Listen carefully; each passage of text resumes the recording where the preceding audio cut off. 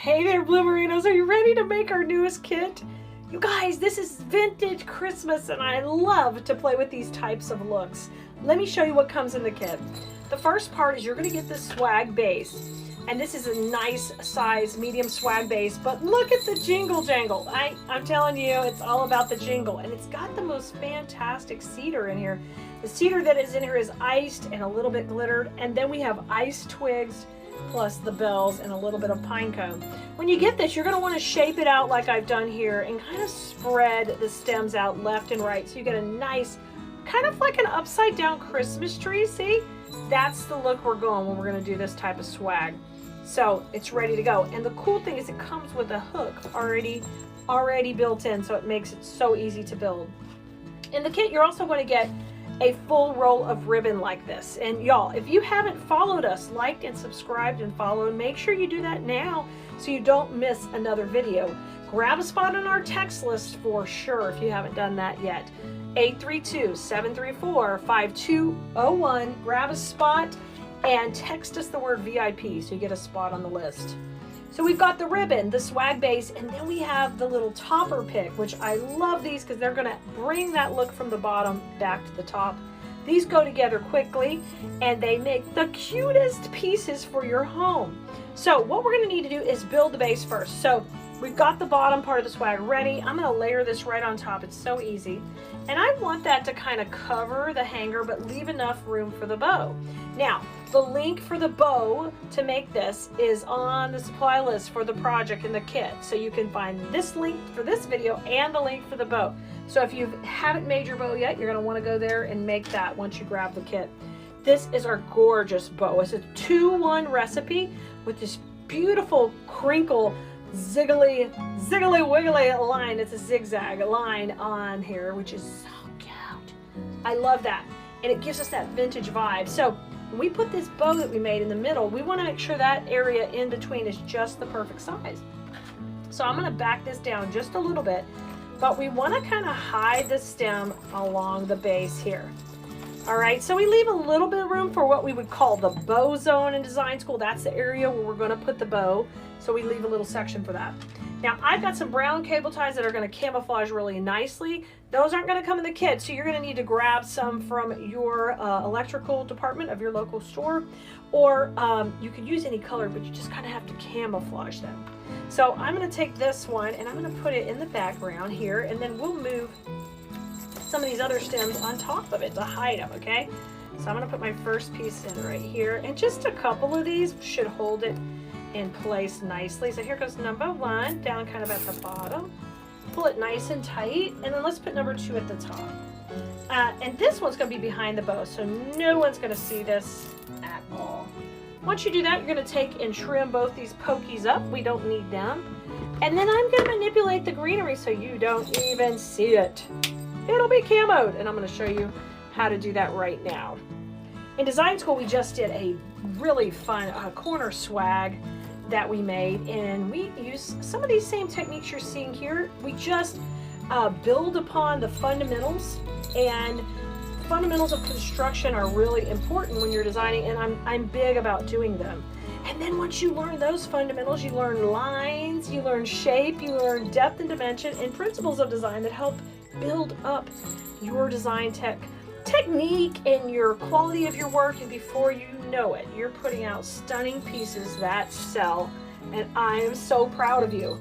Okay, now let's get the bow in. That's coming in next.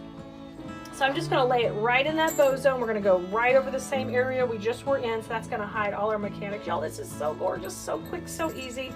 These kind of swags work great in your home, on either side of the fireplace, if you have sconces. On both, you can make a couple for the sides of a mirror. They are just so fun to add in. If you have a mailbox at the front door, it looks super cute hanging off your mailbox. All kind of stuff. With a little bit of bending, I can also turn this into a lantern swag just by putting a wire right on the back. That's how fun these are to work with. Now, the next trick we want to do is we want to use these gorgeous ribbons in the foreground and in the background. So what you're going to do is take the front ribbons, and I'm just going to move those up out of my way. And now we're going to take the back ribbons and we're going to pull those to the back. That's always part of my styling. See what depth we just created? And that wasn't very difficult, but we brought that ribbon to the back and it creates depth because now the greenery is on top of it. So we roll these two pieces to the back and they're gorgeous and they let the greenery be on top.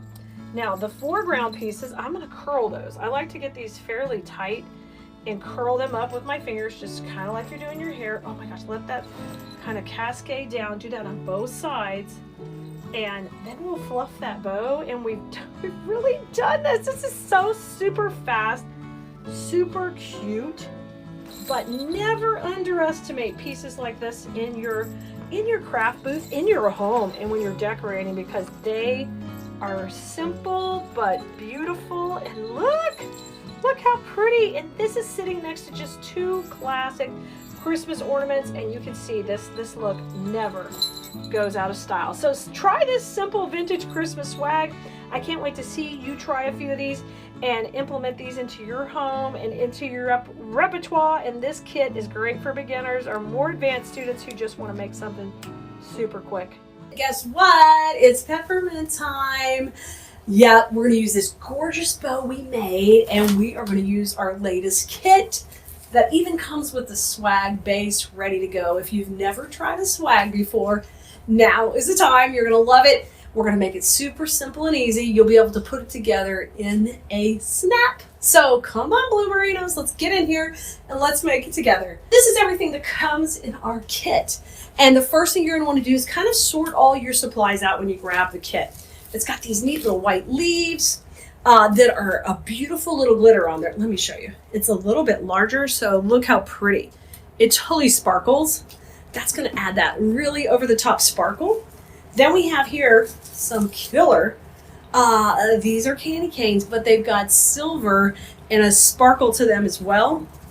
And of course, we couldn't do without our red twigs. I love twigs so much, but when they're red and glitter, bonus. And then a couple of cute little lollipops, yummy, that are peppermint flavored. Don't eat them, just for decoration, guys. But it's going to be pretty enough to eat, so I think you're going to love it. So let's jump right in and get started. When you get your swags, and this goes with any swags, you do have to fluff them out, basically. In design school, we call that shaking hands, and it's always an important part of the process. I kind of started on this one already, but what you're trying to do is give it a nice flat back, and that way it'll lay nice onto your door. And then the next step is to take some pieces and kind of have them come forward. So we have a little bit of that mixing in, into each section. And then what we're going to do is we're going to put this right on our wreath board here. And don't forget, our wreath making stands are available. They come natural brown. I've painted mine white, but they are super handy. Once you start making more pieces, you're going to want one, because the way they're designed, they allow you to push and pull without sliding around. They are tested over time. They're design I came up with many years ago, and plus my good friend Betty makes them. So they're made right here in the US and Georgia, and we ship them out to you from Houston. I am very proud of them, so grab one of those. If you don't have one, you're gonna love it. Now, I gotta start with my background here, and my background in this design is going to be the twigs. I'm gonna grab those first, and we're gonna start to lay out how exactly big we want it to be. Now, I know I want to make a big bow and I make a big statement with this, so I'm going to start with these, and we'll start by putting them in. Now, their stems are pretty long, which is kind of good. It'll allow us to be, have that stability to the base. I'm going to get my wire cutters out here. But I want these to kind of poke in and out, so they kind of have some good movement. So I'm going to take and trim that off right there. So it has a pretty good long stem. And then I'll take and dip this in the glue, and we'll start by putting our first piece in. Alrighty. Now in design school, we talk about depth and dimension all the time, and how it's really important in our pieces, because the more depth and dimension we add, the little higher value our piece becomes or appears or looks. And that makes a big difference on our finished pieces. So I've glued, and then I twisted some of the wires around to hold it in place. And we're going to do the same thing on the bottom. And I'm going to switch it around and kind of decide where I want my bow to be. And that's where we'll take and overlap the two. Okay? So I'm going to trim this one also. And And let's load her up with glue and put her right in. So the glue kind of holds it temporarily, and then the twisting really makes sure it's going to stay in place. So I'm going to push this up into the base, and then we're going to twist. Make sure you grab the glue too. You want it to be nice and sticky on a bunch of pine. There you go, and twist this in. So this time of year, it's so fun to use the pine bases because we can let them show. We don't have to cover them up. But you can see we kind of extended the lines way off of there, which is exactly what we want to do because today we're going to use a really, really big bow. All right. Before we get to that part, we're going to want to put in our curlicues that are actually, we're using them at Christmas time. We use them for candy canes, right? Fun, silvery candy canes.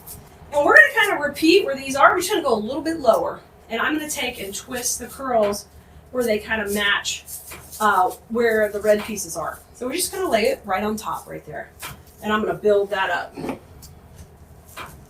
And in design school, we talk about, you know, that layering and bringing color around.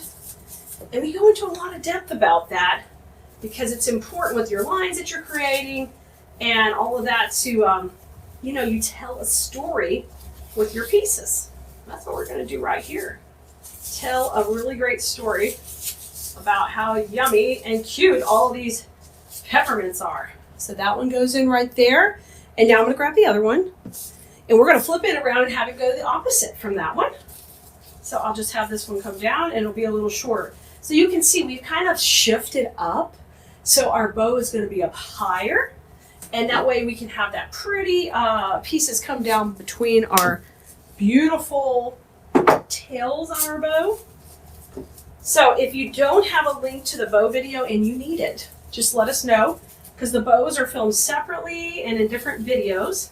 So just ask and we'll get you the link to the bow video too. And on supply list or on the kits, when you go to Keleas.com, there is links there to find all the videos for that kit. So you can go and watch and enjoy and snag the kit for the project you want to do. Okay? I'm going to twist that around.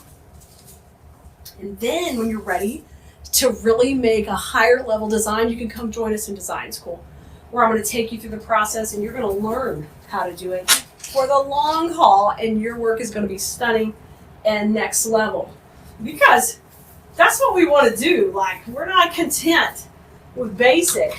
We want to go next level, baby. All right, grab your white leaves. They're going to go in next. And we're going to be using them all to add our glittery shine to kind of pump up the white pine in here.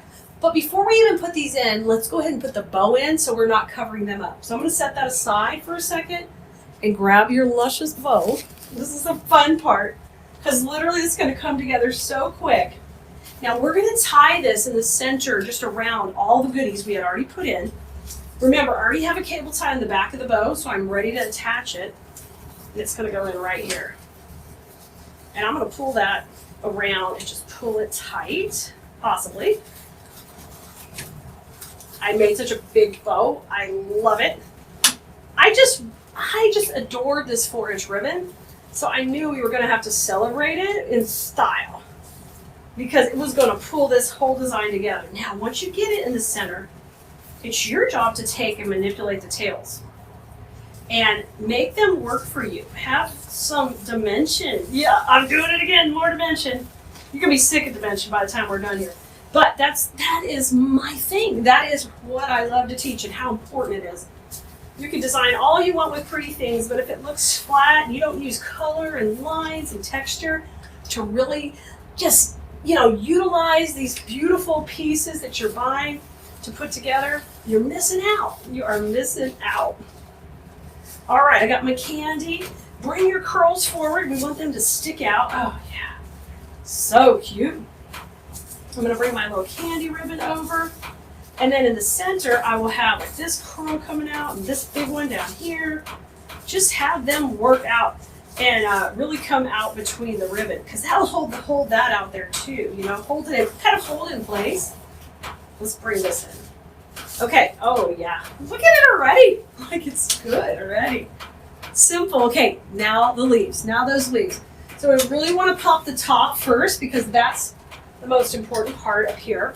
These have a really long stem. We don't need it that long. We're going to trim that off a little and keep it at about 4 inches. And I'm going to start right here in the center. We're going to start to put these in around the bow. So right here, going to go into the pie right behind that bow. We'll pop that first one in. Oh, beautiful. Let's put one right underneath the bow, the same place. I cut that one a little bit shorter because we don't need to fight for space. And when I'm putting it in, I'm trying to get it right underneath that cable tie, right in there. Okay, layered up, gorgeous. All right, we got those 2 pieces in, just kind of working opposite, and now let's jazz it up. I'm gonna put another piece up high, so we'll have that come out of that right top corner and really jazz it up here. So I'm gonna bring this in, kind of layer it in right next to where you put the candy cane. And I can kind of slide that in there so the glue holds. Oh yeah, see how those kind of go like this? Exactly what you want. Now let's come down and we're gonna work some more of this sparkle right out of the middle. We're just gonna zigzag it down. You get 5 pieces of this in the kit, so you've got enough to kind of jazz it up. And it really takes the basic pine up a notch, and I think it looks great in here. So I told you you're gonna zigzag it, so you're gonna bring this one into the right. And I'm going to try to just slide it right in here. And there's a piece of the pine going over the candy cane. And I was able to put it in just right there. And we're going to go one more down low. This is a great kit. I think you're going to love it. All right. Let's go. Let me bring it up a little bit while we put that bottom piece in. And we're going to zigzag it to the other side. So when I see it zigzag, all you're doing is just crisscrossing kind of. One to the left, one to the right. And I'm going to grab this one with pine because there wasn't a great place to put this one. Like the others, I could kind of sneak in a little crevice. Oh my gosh, look at it close. Ready? Whoa! Stunning! Y'all make sure you check out the finished images at the end of the video. But we're almost done. Ba-ba-da-ba-ba. Next, candies. Candies are in. They're just a classic favorite look. And these have a little bit of pop of white. So we're gonna put one up high and one up low, one down low, or we could just stagger 2 high. You could play with it. If you wanted to just do 2 high, we could do one up here, right in here, and we could do one a little tighter to the bow, which would be really super cute. That wasn't my original plan because I thought we would do one coming out of the bottom of the bow, but the ribbon and the leaves look so good down here. Let's just jazz these up at the top. I think that'll look excellent. So I think we do like one, we could do one here, maybe one high here, and then one a little lower here, vice versa. I think I like it the opposite, high and low. Let's do it. Let's glue it. And do that on your piece. You know, stick it in, play with it, see what you like better, step back. You know, I can show you how and give you all the lessons, but I'm excited when you use your own creative process to kind of change it up and do what you enjoy and love, because then that's where the magic happens. Literally, the magic starts to happen. And then you develop your own style and your look, and I'm here for inspiration, but then you take it from there, and that is the best part. That's what I'm so proud of all of my Blue Merinos in design school, because they learn to do that over time. And man, do you see it in their work? It is amazing. So I'm trimming this one down just a little bit, make it a little shorter because I'm going to go in tighter to the bow. And these have a little bow on. I'm leaving that on because that is so cute. But just adds a little extra touch. And I'm going to try to get this in the cable tie where the bow is. Yep, perfect. And then that'll come in right there and move those around. And yep, we did it. We did it. It is adorable. It's cute, it's classy, yeah, it's jazzy. Man, with that bow, $1,000,000 on your door. So if you're doing peppermint or you got a space you could put this in, it would look great if you have one of those tinsel red trees we did. We made those red trees that we put up on the candlesticks. We look excellent with that. We're getting ready to make our newest kit, and it's gonna be involving this adorable rustic nativity And we are going to build a beautiful door hanger right on top of this and really extend the lines of how pretty this piece is. I love how it's rustic. It shows the little staples that put it together, and it's got this great feel, and we're going to stick with that. Your kit's going to come with full rolls of ribbon, so you'll be able to make these bows.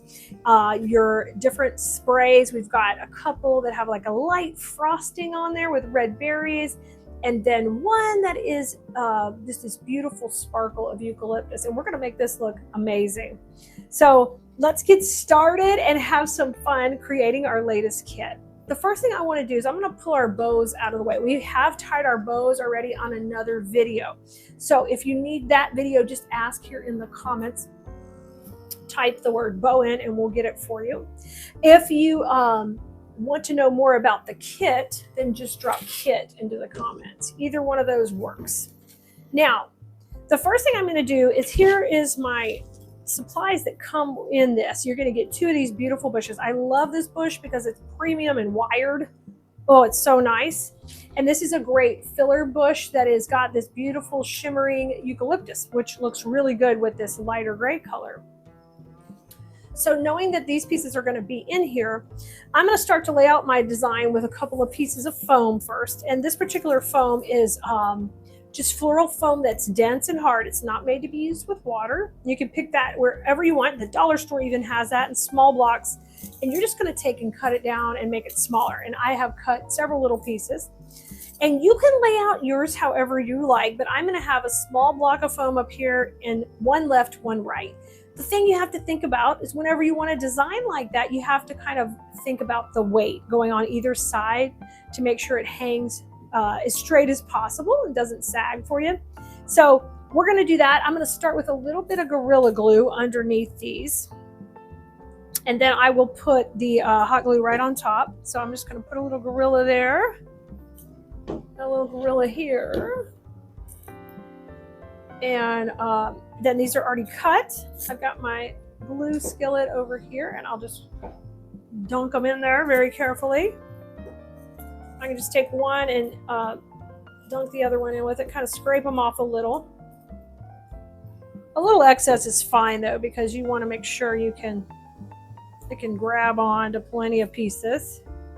And this one here, okay? And just make sure you're not dripping off the table.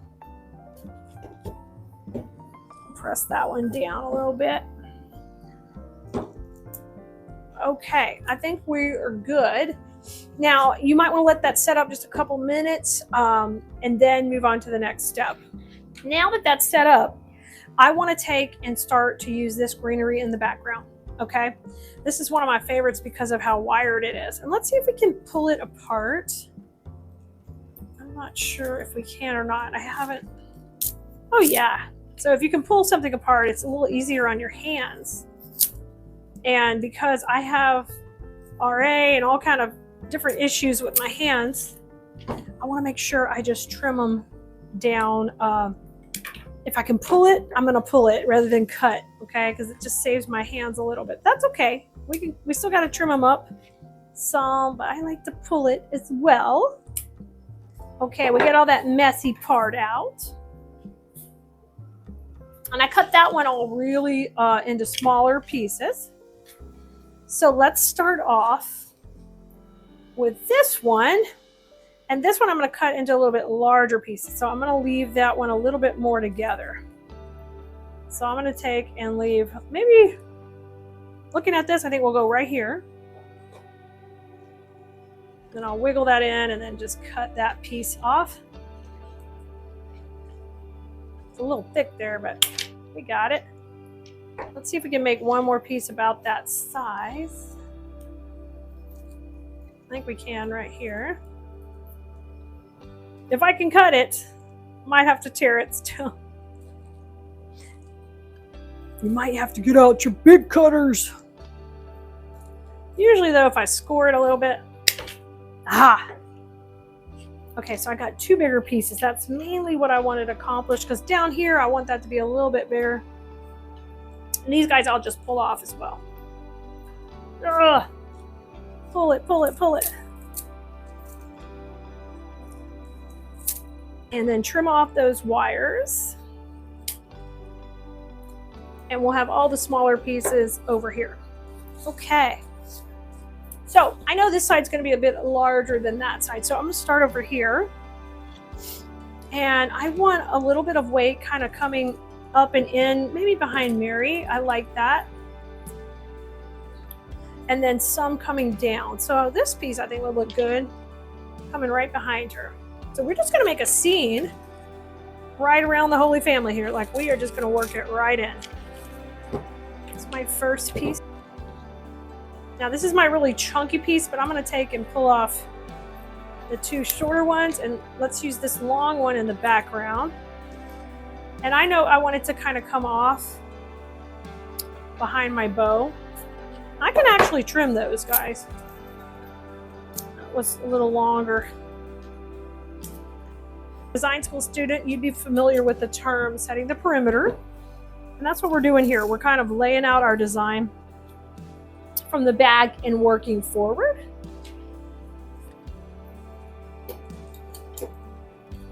So we're adding some foliage left and right. Now this is so nicely wired. You're going to love working with it because I'm telling you, you're going to be like, oh wow, I can move that back there. See, it's wired. Okay, hold these little berries off for a moment. I'm going to put like a little bit more maybe coming this way. Bringing a little more of the weight to the inside.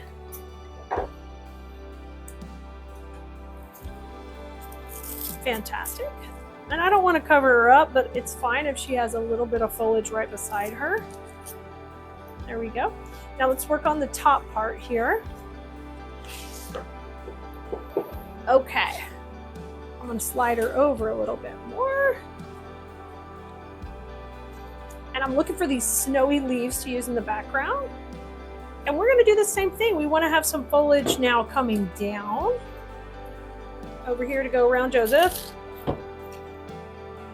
And you guys can absolutely, okay. That's what I would do. Now with this kit, guys, the only things that don't come with it are going to be the floral foam. You're going to need a couple of floral pins when we get ready to put the bows on. And you'll need some wire cutters and of course your glue gun or a glue pot. Okay. Putting a little bit more of this greenery in, then I'm going to add a little red berry to the top.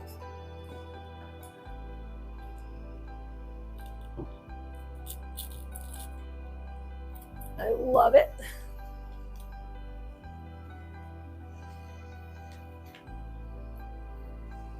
Here they come. Here's some great berry clusters, and we'll just put these kind of on top of the other pieces we already put in. Just layer them in.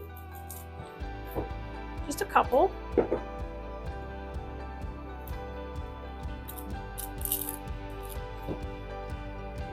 That little guy, I'm going to hold off for a minute. Okay, so we've got, that looks really fun. I like it so far. Now, I'm going to bring in the eucalyptus. So the eucalyptus spray, you're going to cut this off the bush, just like this. And just take and cut each piece off. This is just a perfect Christmas decoration. And these are fun to make with family. Even the grandkids can get involved and help you. If you have a granddaughter who would like to sit here and design this with you. You do need to supervise a little bit with the hot glue and stuff, but depending on their age, your daughter might like one of these, right? So I'm taking these and breaking them all into similar sizes. Basically keeping them about half of their size for most of them. One of them was a little shorter. So we're just taking them and breaking them into smaller pieces. And I'm going to do that with every piece.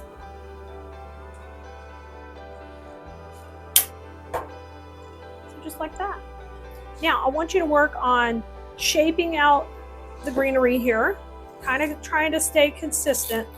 Like if we have weight there, we need to add weight here. So you might want to zigzag back and forth where you pay attention to how much you're adding to each side. And I'm just going in between my other pieces I already put in. So we've kind of got a nice little spray over there, a spray on the right over here.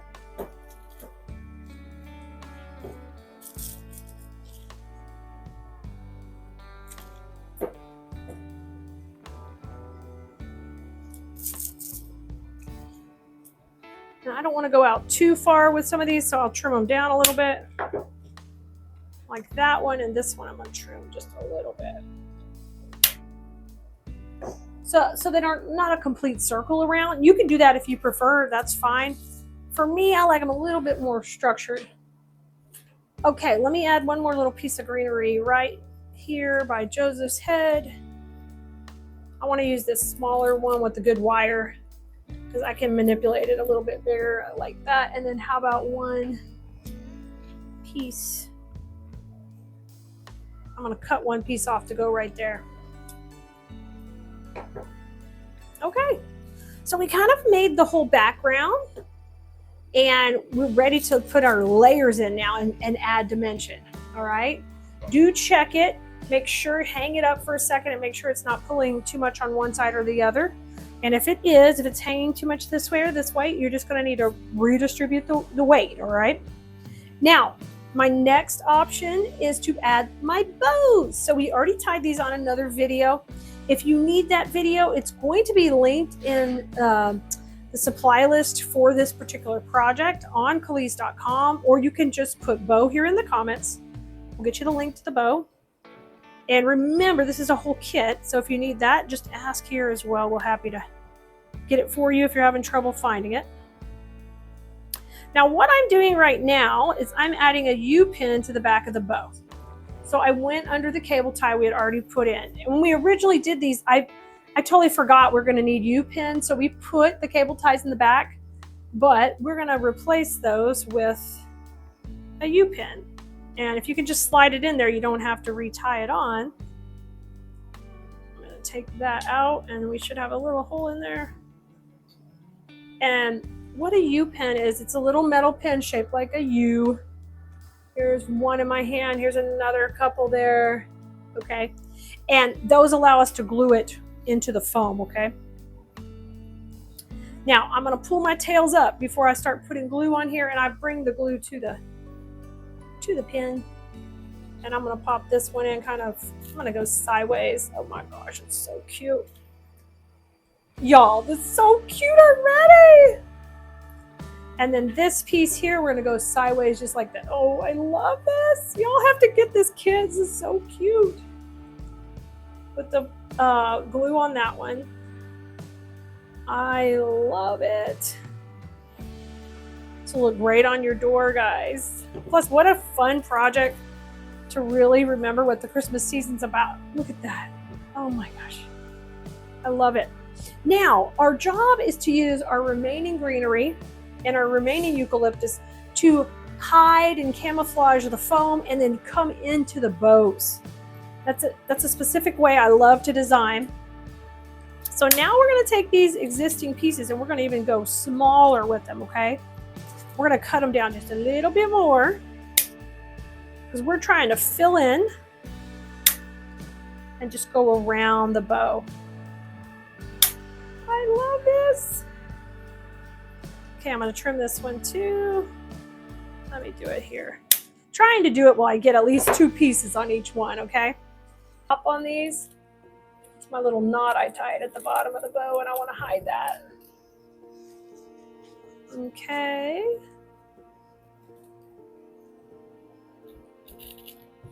Kind of coming forward. Now you can use Spanish moss if you have some in your stash to like really camo it, but you should have enough supplies here that you can hide it pretty good.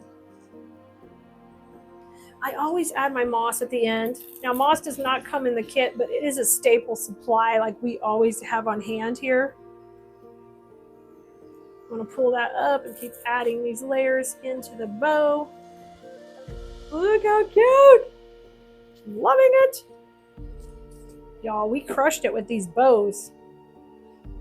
They are the perfect length. The tails look good.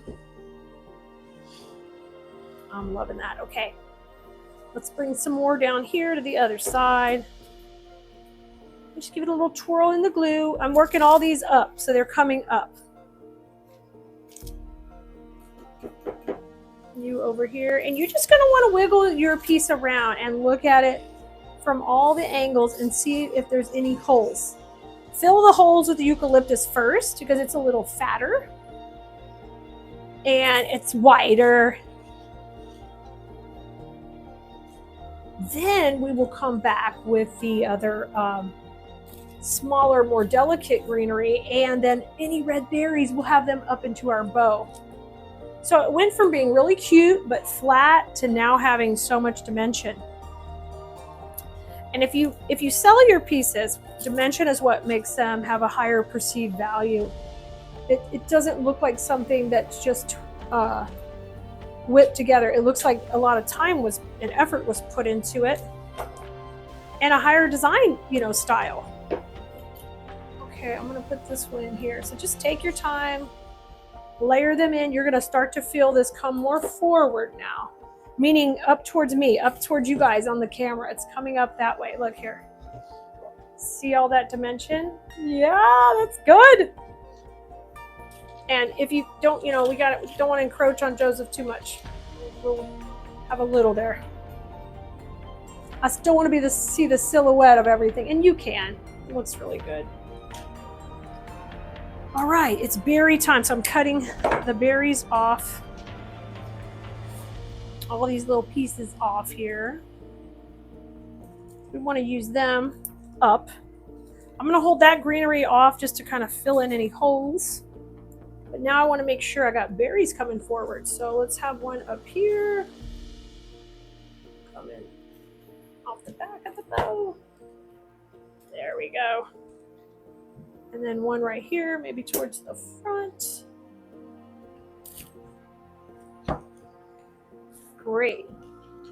Now let's work down on this quadrant down here. I'm going to trim that down. We don't want them sticking way out. We want them to tuck into the bow. I love that look when it's tucked in there. It's like a little surprise. Hi, how you doing? Design school students love doing the detail work. It's one of our favorite things to do. And it makes your pieces stand out, really. Y'all, I hope you've enjoyed us making this together and you're ready to tackle a project just like this. And you can grab the kit where you don't have to even think about where to find any of this. It'll all come to your door together, and all you'll need is your basic craft supplies to put it together. A couple of U-pins and some floral foam. You can make a U-pin out of wire too, if you need to. So I'm just gonna look, I'm gonna give it a wiggle and see where I might need to add a little bit more. I'm gonna put a little berry right here. Okay. And a little greenery up here.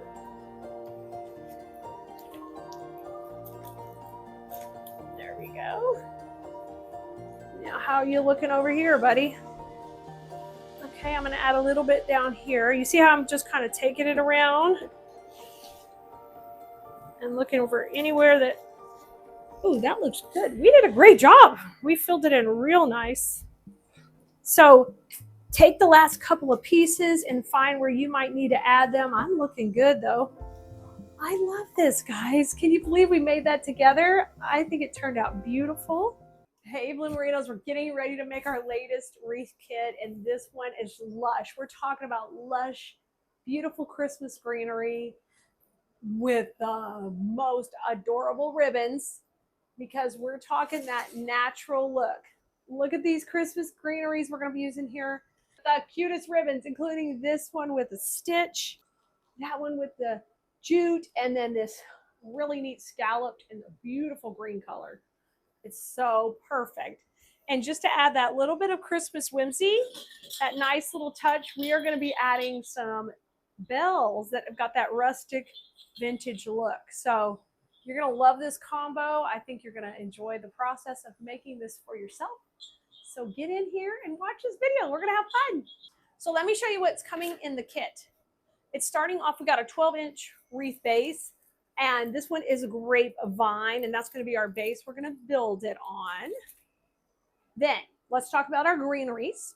We've got this real touch. It's a cedar. It's a mix of cedars and a little bit of pine. It's really, really nice, and it lays flat on the back, so you don't have all that excess weight.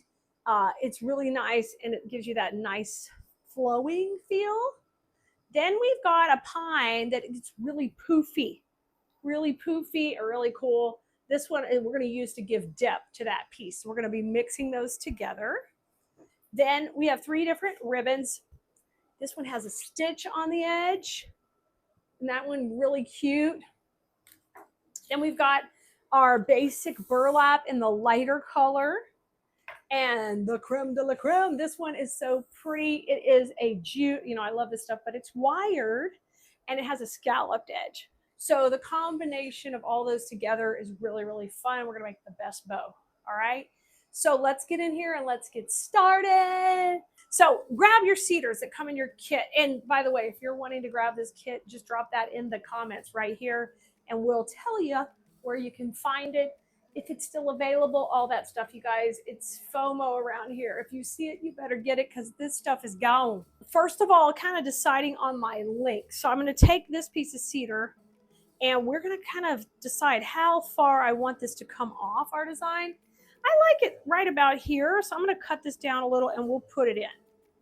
Now you're going to need your own wire cutters and you're going to need your own hot glue, of course. I'm using an electric skillet with the hot glue. And I like to use Spanish moss to cover my glue and help put things securely in my wreath. So when I push this in, I'm kind of bringing it down, starting with that right there. So I've got my Spanish moss just right here. And I'm going to tuck it in right there to hide that. That looks great. So that's my first piece kind of cascading down. And in design school, we always set our perimeter first. And what that means, we're working on the outside of our design in. And I'm going to do that over here too, because I know I'm going to want one of these over here, kind of flowing down. And I think we'll leave this part of the wreath open. So think about that too. You want that to be a section that looks half decent. Sometimes wreaths are a little wonky, but that's okay. We can always use them. We just kind of rotate them around to use the prettier parts showing and hide the pieces that are a little bit crazy. And now, just like we do with our bodies, right? If it's a little crazy, we're gonna drape something over it or do something if we feel like we're looking a little crazy. Same thing here. So I'm gonna bring this piece to the top. So those are working opposite right now. And then I'm gonna come in with a little bit of moss to hide my glue again. And be careful, don't get burnt. All right, I want that to kind of sag down a little bit more. So the neat thing about all of our florals is they're gonna have a nice strong wire. And the pieces you get in this kit are set up just like that for success. So let's cut down this pine bush right here. And I'm gonna do that all the way around. Are you ready? Here, introduce some great music.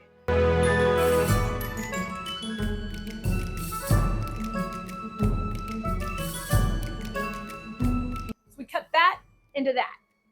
All right, now I'm going to bring this one in and we're going to start to layer it in so we make this feel like it's a continuous flowing piece. Kind of work backwards. And I'm going to put these in. These are going to give you a little bit of depth and layer it up, okay? Now, if you're just a beginner, you can build this by just sticking everything in, lay it flat on a table, just get started. And then as you get a little more experience, you can glue it while you're going. But when you're just beginning, I can just start by putting it all in and totally not gluing it to start with, okay? So I can feel comfortable with my placement. So I've got 3 down here. And be careful, don't get burnt. Come around the curve. And we're sticking with our flow that we created earlier. That looks good.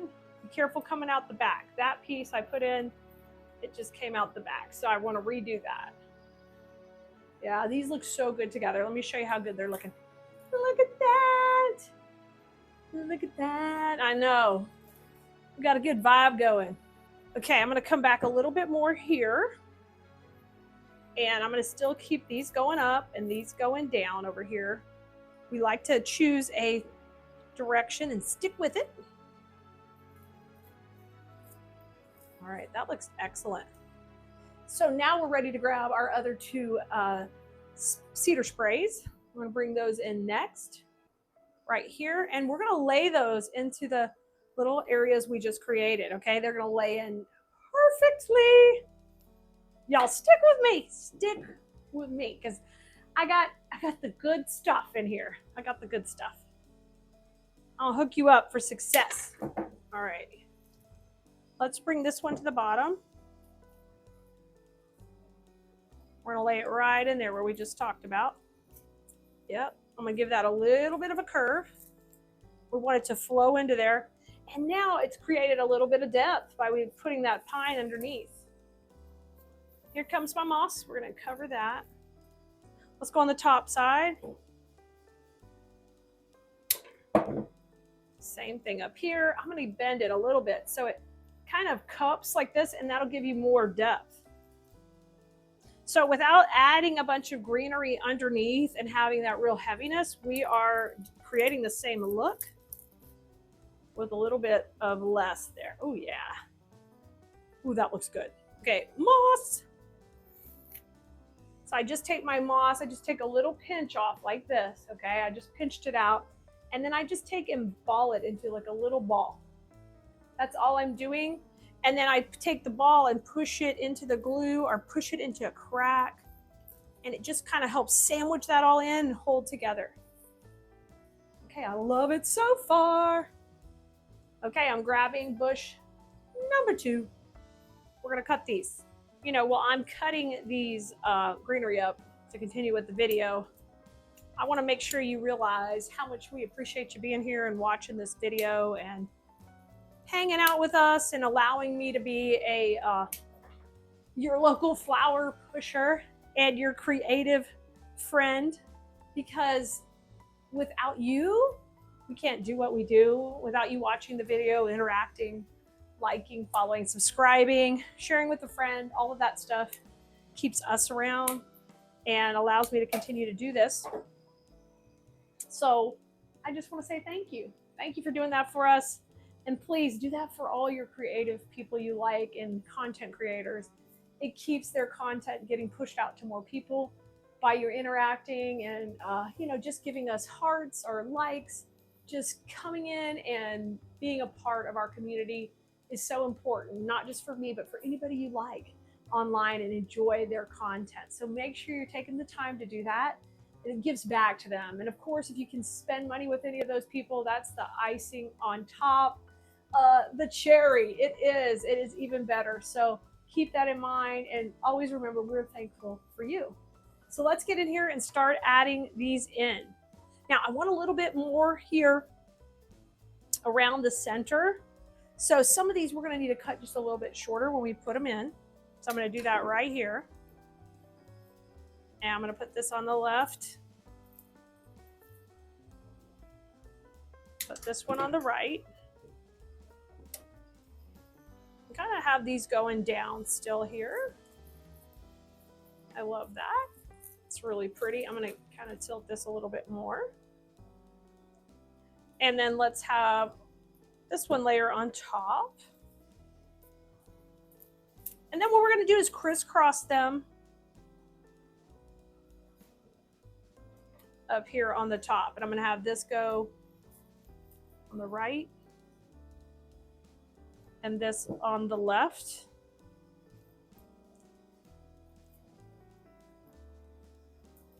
And they're gonna go on either side. And this is gonna be what we call our bow zone, where our bow is gonna go in a little bit. So I keep playing with these, making sure this one I want to go down a little deeper. You gotta go a little deeper. Okay, you gotta get in there a little deeper, buddy. So sometimes you just gotta cut it off and re-glue it. Don't worry about that. Okay, I love this flow. It's looking really good. Now I'm gonna extend the line up higher with my last cedar spray, and that's gonna make it just a little more full up here. So I'm gonna take and make sure we get some movement on these.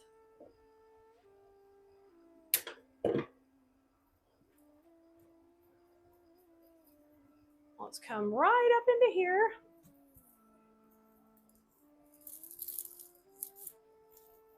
And see how I kind of made this thicker up here where it's going to cascade down. Now, with our other pieces, I'm going to go right beside it, kind of filling in this hole right in here.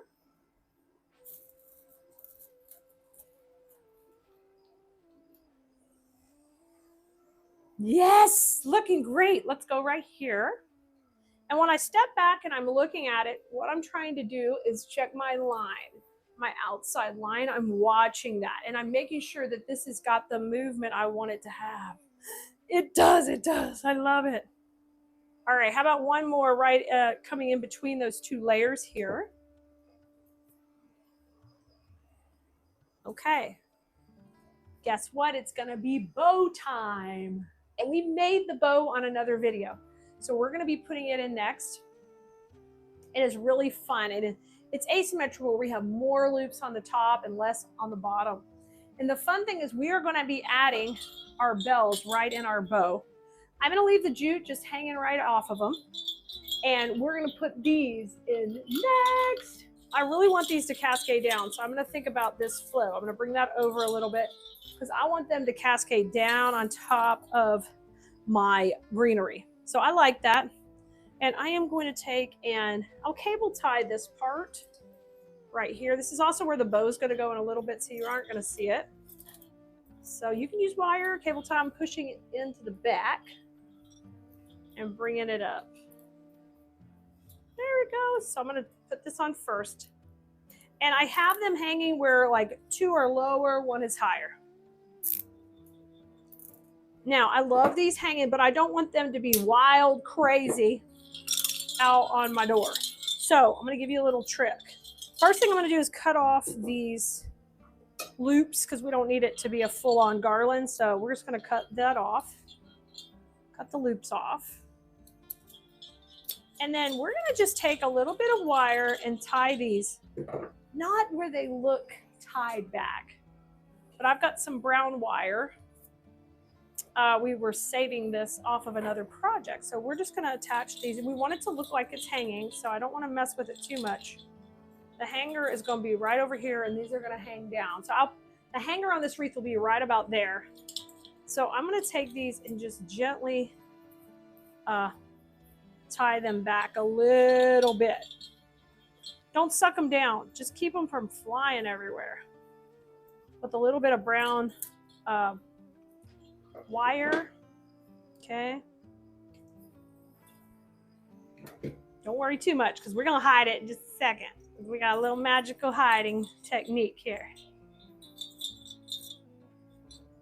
And that's just keeping these from flying everywhere. So they're still going to jingle. They're still going to move. But when somebody's opening their front door, they're not going to be banging them while they got their groceries in their hands. And they're trying to get in, right? They're going to just be tucked away here. All right, this one we can let go, but we got these two tied in. Now, what I want you to do is there's some little fake pine cones on here, and just steal a couple that aren't going to be really shown.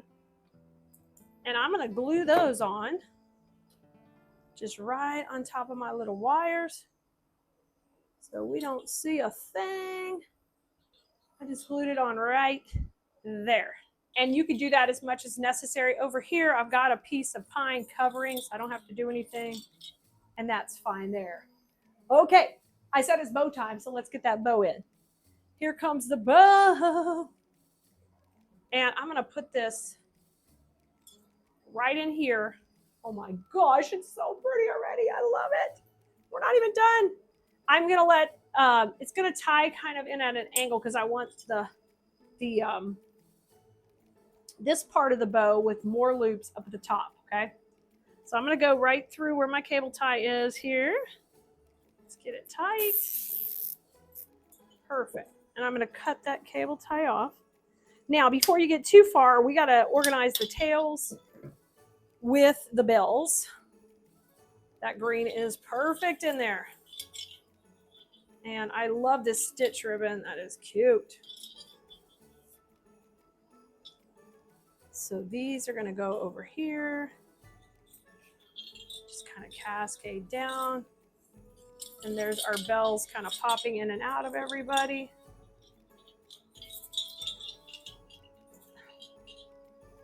Doesn't that look great? Isn't it great? I love it. Now, let's take a minute and go ahead and get our rest of our pine in. And I like to use that in around the bow, okay? And check for any holes you might have But this one is that natural vibe. And I think these look beautiful. I'm just coming in between each one of these with a little bit more of this. So the bow is more integrated all together. Let me bring this, it's mixed in there. I'm gonna bring this from below. So if it's from the bottom of the bow, you're going down. If it's from the top of the bow, you're going up, okay?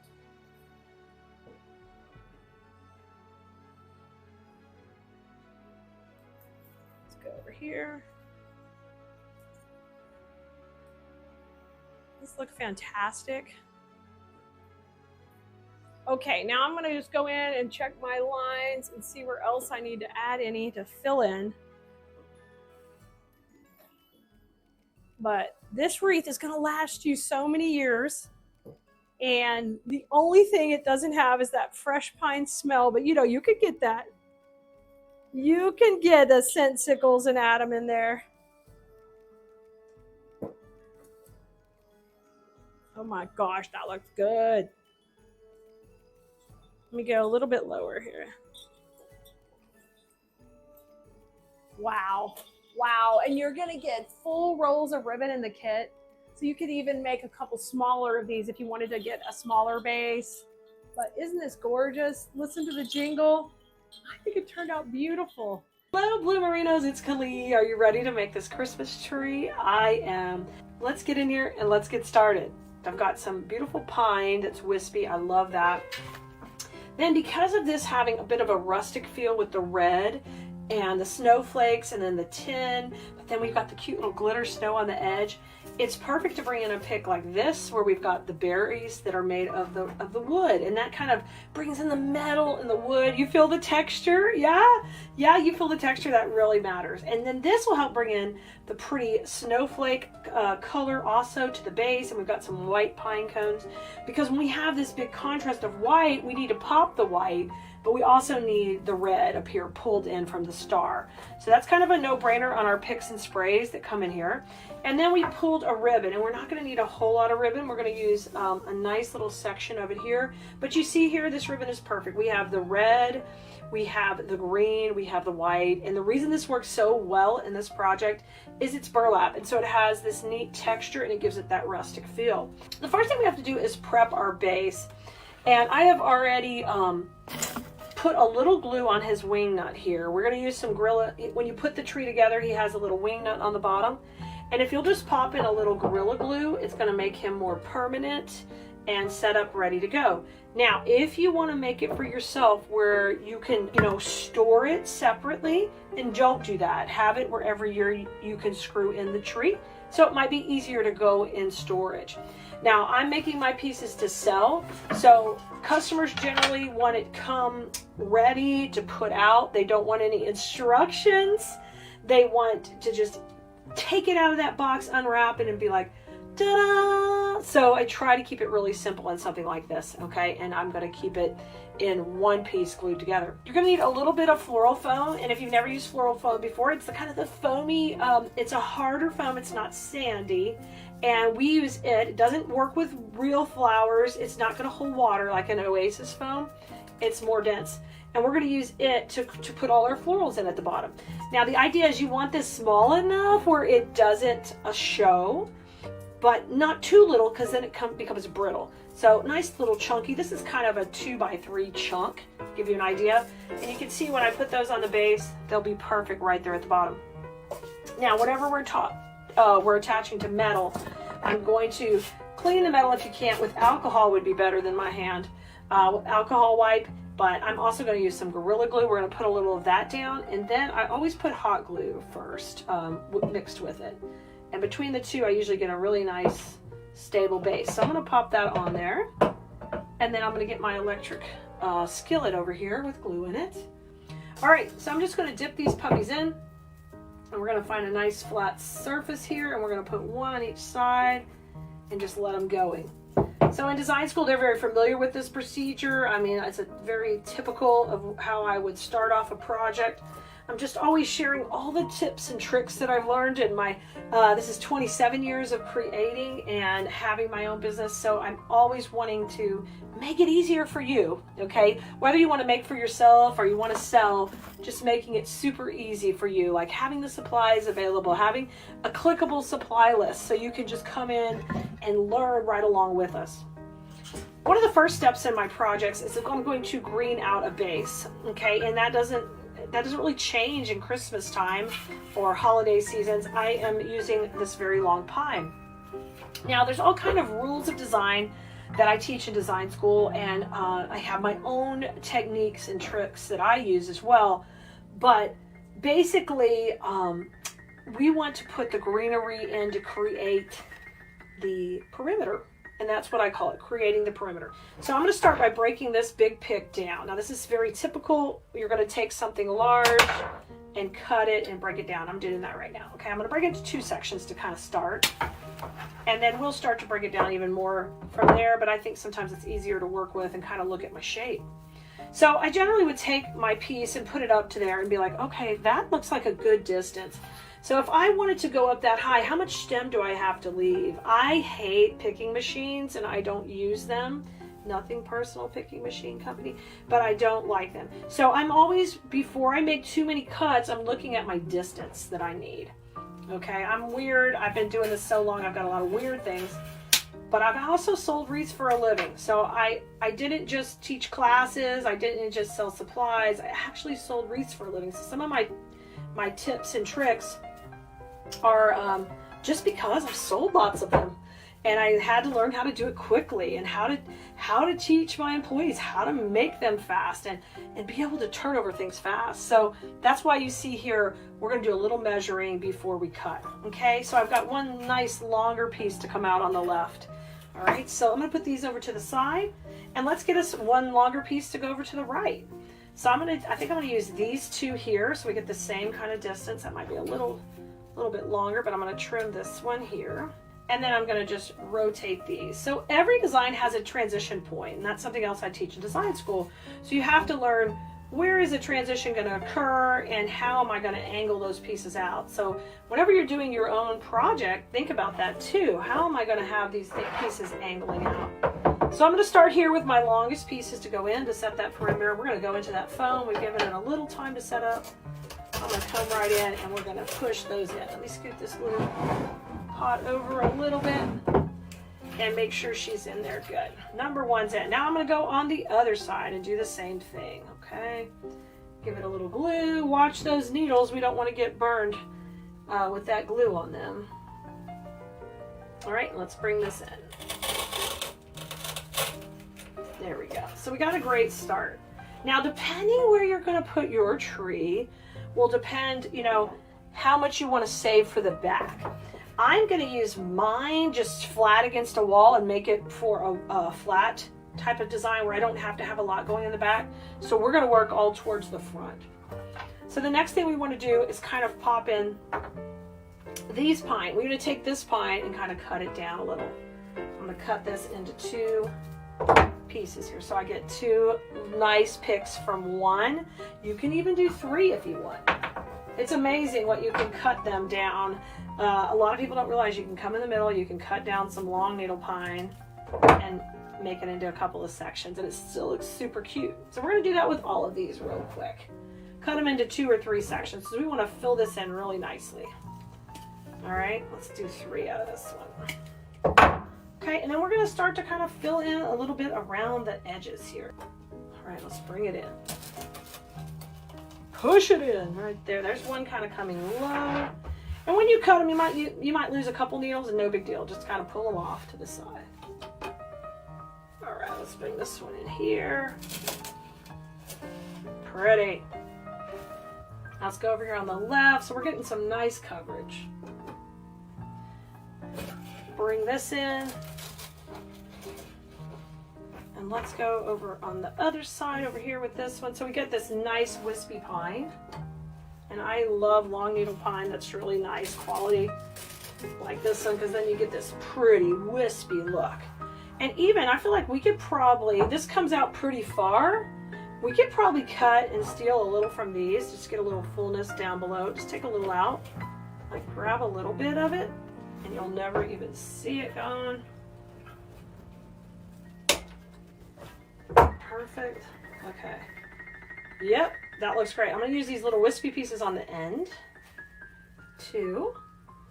So you can do the pattern you want. We're just working from the center, working out, really watching our transition so we have that clean look. That's something I preach in design school every week. Keleas Bloomerinos are like, okay, Kelea, we get ya. We get ya. We think we got this. Okay. Now I'm going to put these to the side. We're going to use these to fill in as we keep going in this process. And we're ready to move on to the next step. Before we put any of this in, I want to go ahead and get my bow front and center so that I use my space really wisely in the design. So we're going to make that next. Now this bow is just going to be a freehand bow where we're going to take our ribbon and work with it really simply. I need probably about a 14-inch tail would work fine because I don't need it coming off the base too much. So I'm just going to take that and twist, and I'm going to build my bow up from the back. These are about 5-inch loops. Take it up to your piece. Decide if you want them bigger. I'm good with starting maybe 5.5 would work. Come in. We're going to twist it in the center, and we're going to keep building up. There's a loop on either side. If you want a really simple bow, you can stop there. We're going to go a little bit more. We've got a loop and a loop, and twist it. Come on over. So this is 4 loops so far. If we wanted to stick with that, that's how 4 loops would look. Looks pretty cute. Let's go one more. Let's go one more loop on either side, like a little short one in the middle. That'd be cuter. A little baby one. You're so cute. And twist it. Just keep piling those loops up. You can get the bow maker out. You can make this a whole lot fancier, but I'm just making it really cute and simple. So everybody can do this without having any special equipment. Going to have a little bit of floral foam. Okay, you can use a wire. I'm going to use a cable tie, whatever's easiest. I'm going to come down the middle, get some pressure here, and then we're going to fluff this dude up once we have a little pressure to get everybody where we want them going. See how cute and whimsical? I love it. Make sure your twists are tight. If you didn't get them quite tight enough, you don't have it too tight, you can fix that. There it is, a super simple, cute bow. I'm going to take and make a little, add a little floral pin to the back, or you can make one out of a piece of wire. This wire might be a little heavy, so I'm just going to use a regular floral pin. They're like little U-pins like this, and they work great to hold moss. We use them to go in the back of our bow right here because we're going to pin this bow in to the base. Okay, you could also have taken and used a wire and wired it to the tree base. You don't have to have anything too special. I mean, I want you to make this project without stressing about having all the right tools when you first start. Don't worry, just work with what you got. And this one has that little green center, and you know what? That's fine for this design. It matches, it looks fine. It's going to go right in the middle. We're just going to let it go and show, okay? I'm going to come in the back, and now I'm going to add some glue to the back of my floral pin. And one of the reasons we're putting this in first is so we can get into that foam and mount in right here. And I'm going to kind of tuck that around the side. Now you see how cute it is? Isn't that adorable? Now let's take these tails and do something fun with them. I'm just going to dovetail them pretty cute. Kind of let them poke out here. Just make that little V cut, just fold it in half, and just cut up towards the end of the ribbon. And you cut on the fold, so that way you always get that little V, all right? Let those fly out. You can curl them up too, and just have so much fun with the curls. So once that bow is in, we can kind of know where it's going to go. And the whole point of putting that first was so we can put our florals around the edges. So we're going to use this fun piece, and this one we're going to do a little bit differently than normal. Instead of cutting it out in sections, I'm literally going to pull this one down. Like every little wire is going to be separate because we want to kind of spread it around our design here. I love these snowflakes, and this is one reason I picked them out because they're glittery, but they have a rustic look too, which goes so good with this tree here. All right, when we get down to this last pine cone, I will take and trim it off because it's a little thicker wire. And throw it down. Don't throw it down. So whenever you trim a bush like that or you trim it down, you got to get the tips of the stems neat, because if you don't, you just have glue everywhere and a hot mess. It's a great way to get burned. Usually when you get burned, it's because you're being lazy. Ask me how I know. Because sometimes you're tired and you're like, I don't want to cut that paper off. I don't want to cut that paper. But you do. You have to trim that off and get it neat and clean, okay? So I got my little trash pile sitting over here to the side. I've trimmed all that off, and now, you know, if you need to pull off some paper, pull off some paper. But we broke that down into little sections. And then we're going to divide that up into the pieces that we have. Let me move my berries to the side, but we've got some little branches. We've got some cute pine cones. We have 3 pine cones, and we have 2 little sections of the snowflakes. And the reason we want to break everything down is so that we can set it up equally on our design, and we can use the design principles that I teach in design school. You can use them when you're putting this together. So we're going to come out to the right over here, and we're going to put our first piece. It's a little of the pine cone. Oh, that looks great over here. Pulls in that creamy look. It's got a little glitter. I love it. Now I'm going to come over here on the left with the other side. Bring this in. I just hold my base as I'm putting everybody in. We're going to kind of, how about we have this one kind of come down? I'm big on not things being all matchy. It's okay if they're a little bit different. What's most important is that you get the shape right when you put them in. And that's something I teach in class to help you learn, you know, where every piece is going. But they don't have to be identically matching just because we have it in the center. Now we've got our little white twigs. I'm going to hold on to these for a second with our other greenery. We're going to come back to that in a minute. But I do want to get my snowflakes in. And I'm just going to take my little snowflakes, and we're going to kind of go between the bow here and let them kind of come out and break the plane of that bow. You know how much I love that. Let's have another one on this side. That's super cute. We could totally leave this like this, but I wanted to bring in that touch of the green and the red that's on that star. So we have that in the ribbon, and that's super cute, but we're going to bring in this country berry to do the same thing. So on this one, we're going to take it and we're going to cut it instead of just tear it down, at least to start. We're going to cut a couple of longer pieces. So I'm going to start by cutting it right here to kind of have a longer section going on, and then cut it right here. Okay, so I'm going to have 2 pieces that are a little bit longer. This one we probably will break into separate sections. I'm just going to put it aside for a second. And I want these berries to kind of branch out into the pie. I get really excited about things, we call it breaking the plane of other things, and I don't like things stuffed in. I want them to overlap, and there's a lot of consideration put in when we're like overlaying it. So I'm going to bring it in. We're going to go right here. So think about when you're building your own designs, like think about how am I layering things in rather than just shoving more in. Sometimes less is more with the proper placement.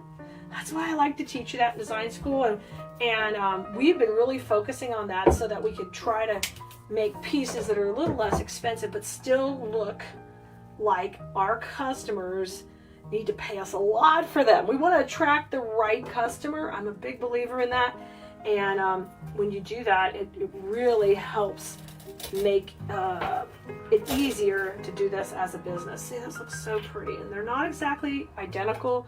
A little higher, a little lower. You want to close up? Look at that. Isn't that cute in there? I love that. So now we're going to come in, and we're going to take our last couple of berries, and I'm going to just tear these down so they're going to be a little bit shorter. This one could be a little bit longer if you wanted it longer. I'm going to use these kind of towards the base, so we're just going to tear them and then trim them. And this is what I'm talking about, trimming them, get that nasty part off. Yeah, and let's put these in at the base. If you've never done wreath making or crafting as a stress reliever, I would encourage you to give it a try. You know, buy a kit from a creator, and you don't have to go out and invest in a ton of supplies when you get a kit. You can just start with something and see if it's a hobby you like. And then if you start to like it, then you can branch out and do more and experiment with more things. But just try wreath making or floral arranging. It is a fantastic stress reliever, and it is a great hobby. You know, when you want to pick up something new and try something new and something fun that you've never done before. And we're here to support you in your journey. I'm a big believer in crafting for relaxation as well. Okay, we've got our pine that's left. Now, I talked about breaking the plane earlier, and that's what we're going to come in and do now. We're going to bring that greenery from the background to the foreground, and we're going to let that really shine here. We're going to let it shine. Okay, so I cut these out into some more baby pieces, and we're going to tuck these in. But this is looking super. I love it. And I hope you feel like this is something you could try without a whole lot of special anything. You can use a glue gun, guys. You can even just push this all in and not glue it. It would stay, it would be fine. It just wouldn't be permanent. It would wiggle loose, you know, the next year. But if you want to just try it out, you don't need anything except for that foam is the only thing you're going to have to go buy. And you are going to kind of have to glue the foam down because otherwise it wouldn't stay. But you can use your glue gun.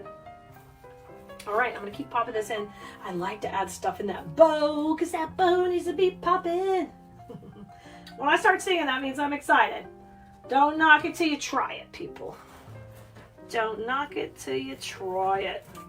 And if you're here to troll me, go ahead. Coming on the other side.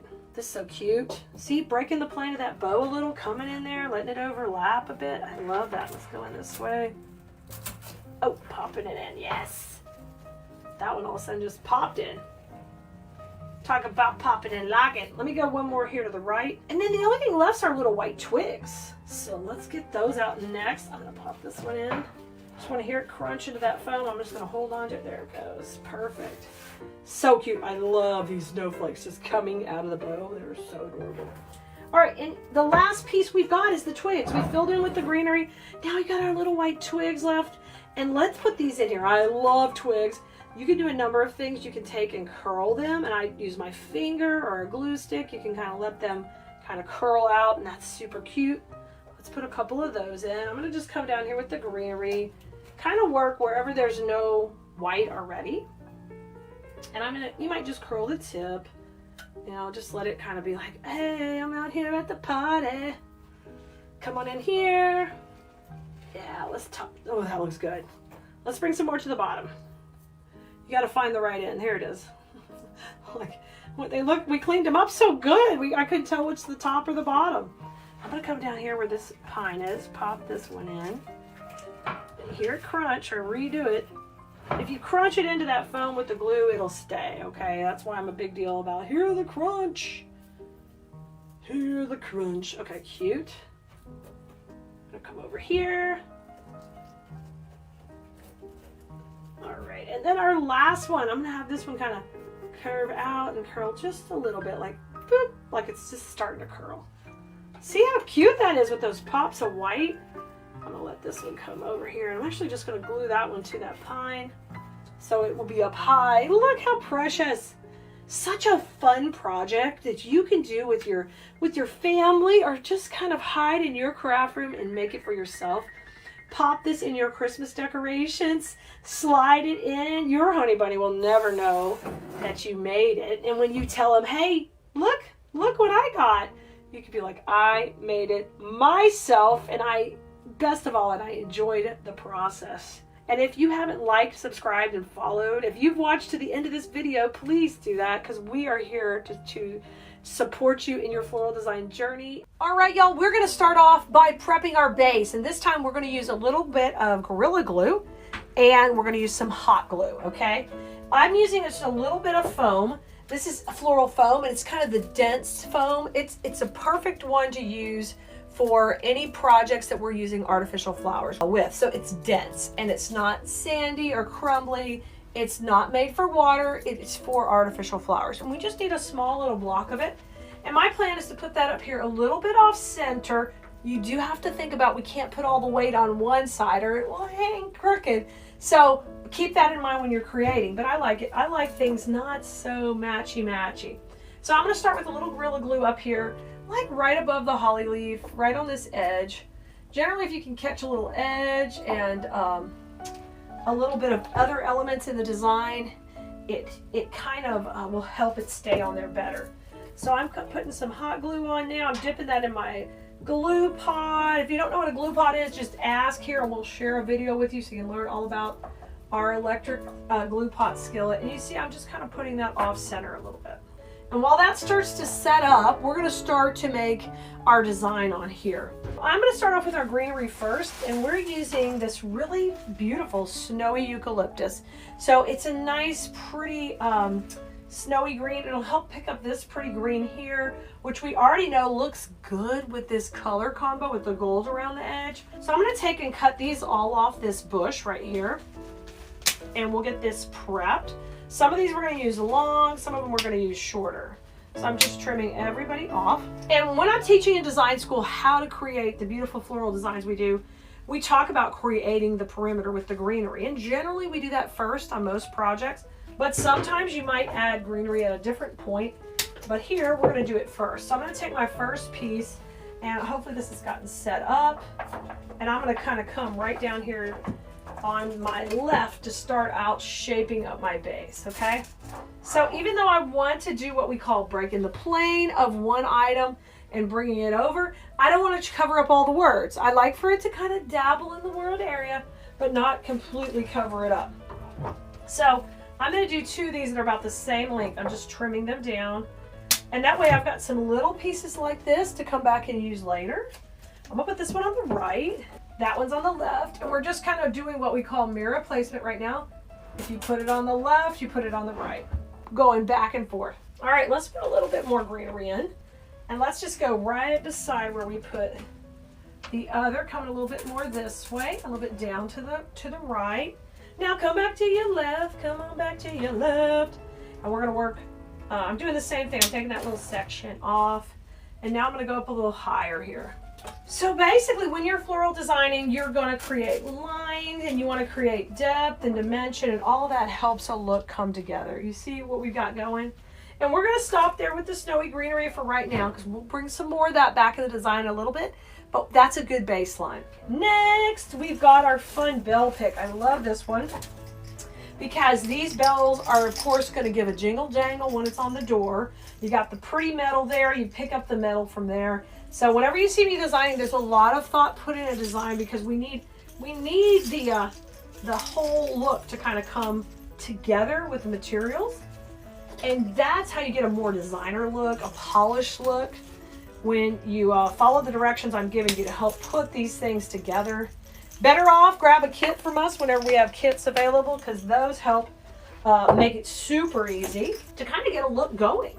We're going to shake hands with this just like we would in design school. So you're going to take your time, just like I teach my Keleas Blue Merinos. You have to take your time and you have to be patient.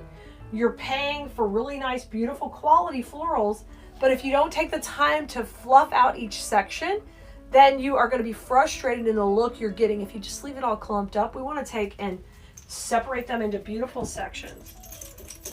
That's what we just did there. Now this piece is going to go right here and kind of pop over to the right. We're going to have, oh my gosh, I love that we have this holly in here. I look for such beautiful holly, and that holly is just popping right out of there. All right, now let's come on either side with the other two bell sprays. And I'm shaping it out again. We're going to come in over here, going to the right. I love that. We'll just keep touching it up, pushing these into the foam. Make sure that bell's in there really good. He is. I'm going to tuck him right there. And then our third bell spray is going to kind of come down this way, right here between those greeneries. We're going to tuck that in. These kind of projects are a blast, because they're not going to take a big commitment for you if you're just trying out this hobby for the first time. This is pretty simple. You don't have to go purchase a bunch of stuff. You're just going to need some hot glue. You're going to need a little bit of foam, and then you can snag a kit or grab the supplies from us and it'll come right to your door, and you're not running around crazy trying to find everything. All right, you can see what a great base we have going. Now we're going to put a bow on there. We made this bow in another video, so the link for this bow is here in the supply list for this project. And all I'm going to need to do is I'm going to add it to a little piece of wire called a U-pin. We have a cable tie there in the back, and I'm going to be able to tie that right onto my little U-pin, okay? It's a little metal pin shaped in a shape of a U, and it is found in the floral selection. the floral section of most of your craft stores. Now I'm going to take and put it right in the center, okay? And we're going to go ahead and put that in now. So I'm going to put a little glue on my U-pin and just tuck that puppy right in there.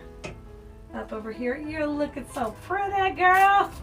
You beautiful. Oh my gosh. And then that just pops right there. Isn't that cute? I love this. I love when it comes together, just how I hope it's going to come together. Because we've got this metallic ribbon, we've got the metallic in the bells, and then we've got the beautiful sheen of the enamel look sign. It all just pulls together so pretty. All right, so now we need to go ahead and start to tuck in around the bow.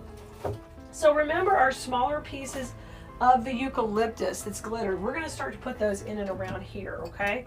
So let's put a couple coming down first. Oh yeah, perfect. And we're going to start to watch our glue strings. They'll pull right off this sign if they get on there. It's no big deal. But you want to put these right at the transition of the bow. And let's have one maybe come down a little bit. We got our cute little bell hanging out here. We can move her more to the middle if we want. I think that's always kind of cute. Just wiggle it over, let it kind of come out the middle of the bow. Now I let a little greenery come down. I like that. But if you want it a little shorter, you can always come in and just like take off a couple of leaves. Like, boom, a little less. No big deal. Do a little haircut. All right, and I'm gonna come up above and we're gonna pop a little in here and you can kind of see how it's starting to shape out. So we filled that in, we got our fun bells. But we're not done. We have a berry pick. And the reason we're gonna use the berry pick in here too, it's got a little bit of frosty, icy snow, so it matches this look. We're gonna use this to bring that red color in the bow into the greenery a little bit. So I'm gonna just take this really quickly and we're going to just tear. And generally when you tear, you get longer stems where the wires kind of come down. And we're gonna do that. There you go. And I'll pull my little holly leaves off. And then I'll leave this little top part as one cluster, pull that out. And I could just trim that. Now when you do tearing like that, you gotta clean up those edges always. And now I'm ready to put some of these berries in and these little pine cones right between where we have the bells. So I'm gonna take this first piece right here and we're gonna use it right up the middle because it's just a perfect spot. Just lay that right on top of that eucalyptus we had already put in. And I'm just gonna hold on to my foam while I'm pushing it in so I don't get overly aggressive and go crazy because that glue is still kind of warm from when we put it on there. Okay, that looks really pretty right up the middle. And now let's go here. I'm gonna separate the berries out. This one's like a cluster of 3, so we can separate that. So we'll have a couple of these. These could kind of come down from the center. Get a good amount of glue on these wires because that will help it stay better because it's kind of a thinner wire. They're gonna go into the foam nicely, but you need to make sure you're getting a good amount of glue. Oh, put that layer that right in there. Ooh, ooh, it's breaking the plan of the ribbon. Na, na, na, na, na, na. Oh gosh, I love that. Okay, we went that way. Now let's go this way. And let's work between these clusters. And I'm gonna use one berry over here between these two. We're just gonna tuck that in pretty. And then let's do a little bit over here. It's a little bit fatter berry. I'm gonna have that one come there. And this one has a cool twig that we're gonna use too. Look at this twig. It's kind of a reddy brown. So I'm just gonna make my own little cluster. Just gonna twist these together. Comes out this side. And I'll curl those just up on my finger and I get that really pretty fun curl. Let's bring that over right in here. Oh my gosh. Doing all this detail work is so fun, so relaxing. Yes, and it kind of sprays down a little bit more. We've got one pine cone here that I know will look super cute tucked by that bow. So I'm gonna trim that down. And he's gonna go right in here. Oh, you guys are gonna have so much fun making this. I think you're gonna probably keep this for yourself because these are adorable. Adorable. All right, now I'm gonna take my little last piece of the eucalyptus and what I want you to do is cut this into little single or double sections, really small. And our job is to now go in and fill anywhere we've got little holes or we need a little touch of that glittery part, and just take your time and fill this right in to kind of camouflage your foam behind. Walk on either side, take a look. Okay, how's it look from underneath? Where do I need to add a little bit more? Once you do that, you're going to come up with the cutest looking ornament that you've ever seen. And who doesn't love "have yourself a merry little Christmas"? Isn't that perfect? It's a perfect saying for the beautiful holiday season. And I think you've got it. You got it. You could do this. Hey, Blue Marinos, we're getting ready to play with our newest kit. I'm going to show you how to pull it together. It starts off with this killer sign, and it's an oversized, beautiful, merry and bright sign that is going to scream from your front door how pretty it is. And I love this for the holiday season.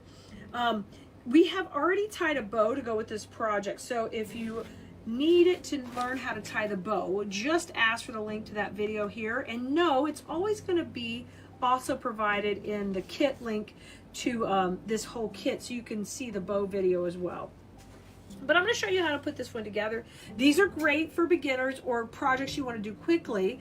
If you're thinking about doing some projects that the grandkids can make for their mom and dad to give as a gift, this is a perfect idea because this is a simple, easy project, but very impactful when you put it together. And it really doesn't require any glue. It's easy peasy, okay? So what I want you to do first is we're going to put our sign over to the side, and our bow is already made over to the side. And we're going to start to make our cluster. So I like to take all the pieces that come in the kit and start to do what I call shaking hands. And that's always the first step of preparing your florals to design with.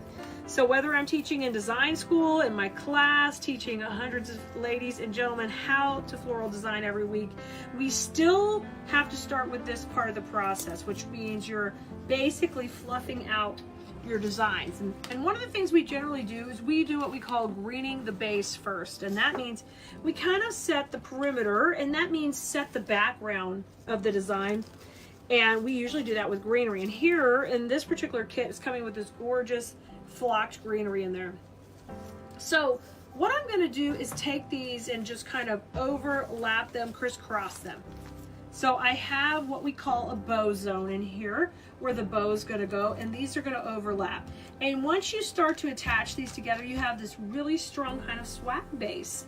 And that is just a great, easy way to start the basics of this design. So let me grab a cable tie and we'll start to put that together and kind of build up from there. So I'm going to just start by putting one in the middle. And I got a few cable ties here.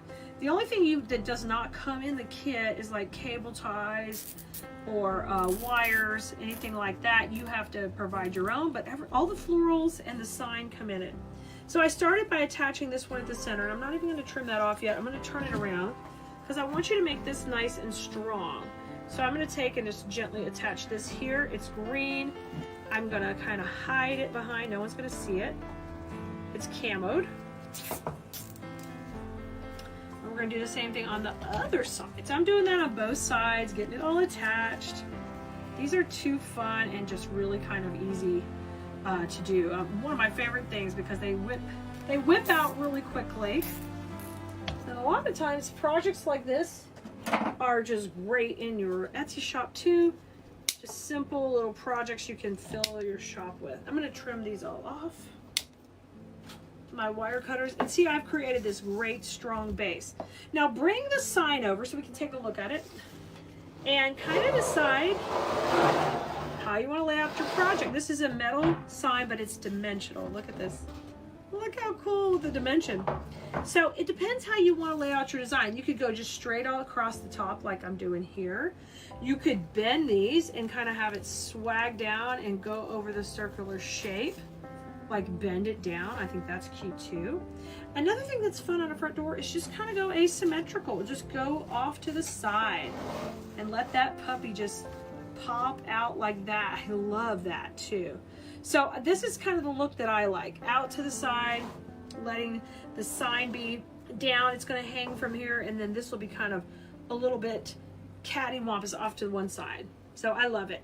Now, we've got a couple of picks we need to add to our swag first, now that we've established that. So I'm gonna pull that over to the side while we put these in. Now, one is a fun candy pattern, which is great.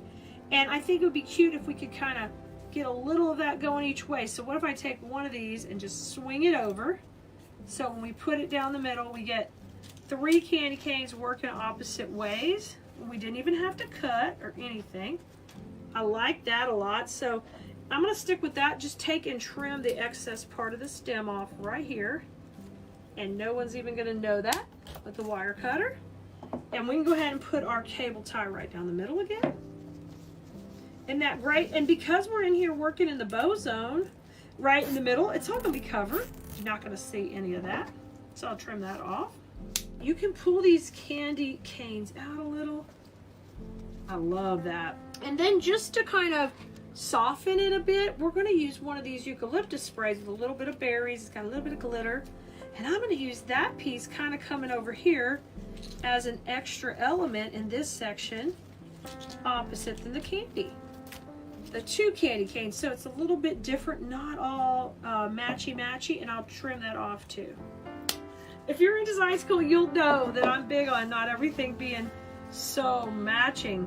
Like, we want to make the eye see the little dimension and all the little depth that we're creating, but it doesn't have to be so symmetrical all the time. It can be, but it's fun to let it be a little different. So you can see we've already created our cluster. Boom. Our cluster is made, and that's gonna go, oh, it's squeaking up here at the top. And I'm gonna let that just go sideways on my berry and bright sign. And I wanna kind of bring it up a little so it's not hiding too much of the words, but it's kind of off to the side. So I need to leave room to hang it on this circle, but I want it to kind of sit in the middle of the circle, right? So in order to do that, you're gonna use 2 cable ties to attach it to your sign. So I'm gonna grab a couple here, and then we'll just put one over here, and then one on the other side. And so that keeps it from falling all the way down.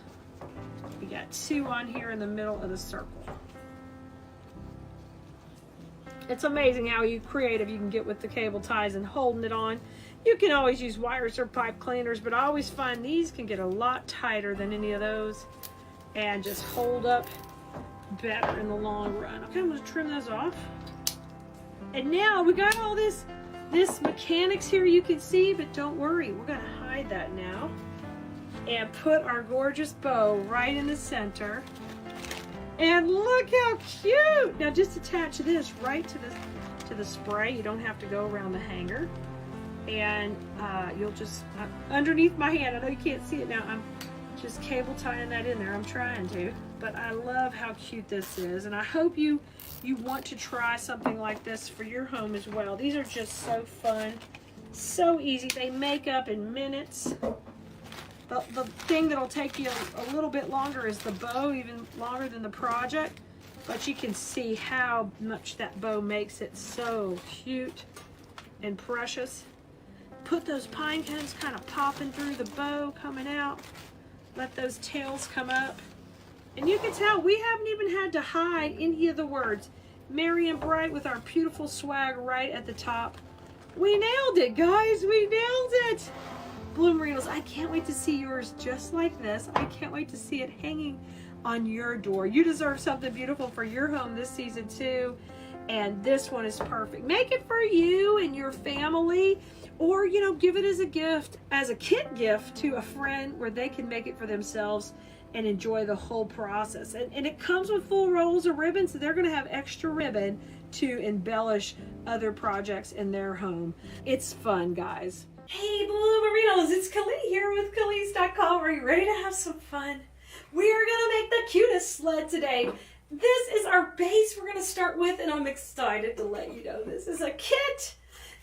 You're gonna get this magnolia sled, 2 of these adorable cardinal picks, and the perfect berry ribbon to mix all together. And yes, you're getting all 10 yards in the kit.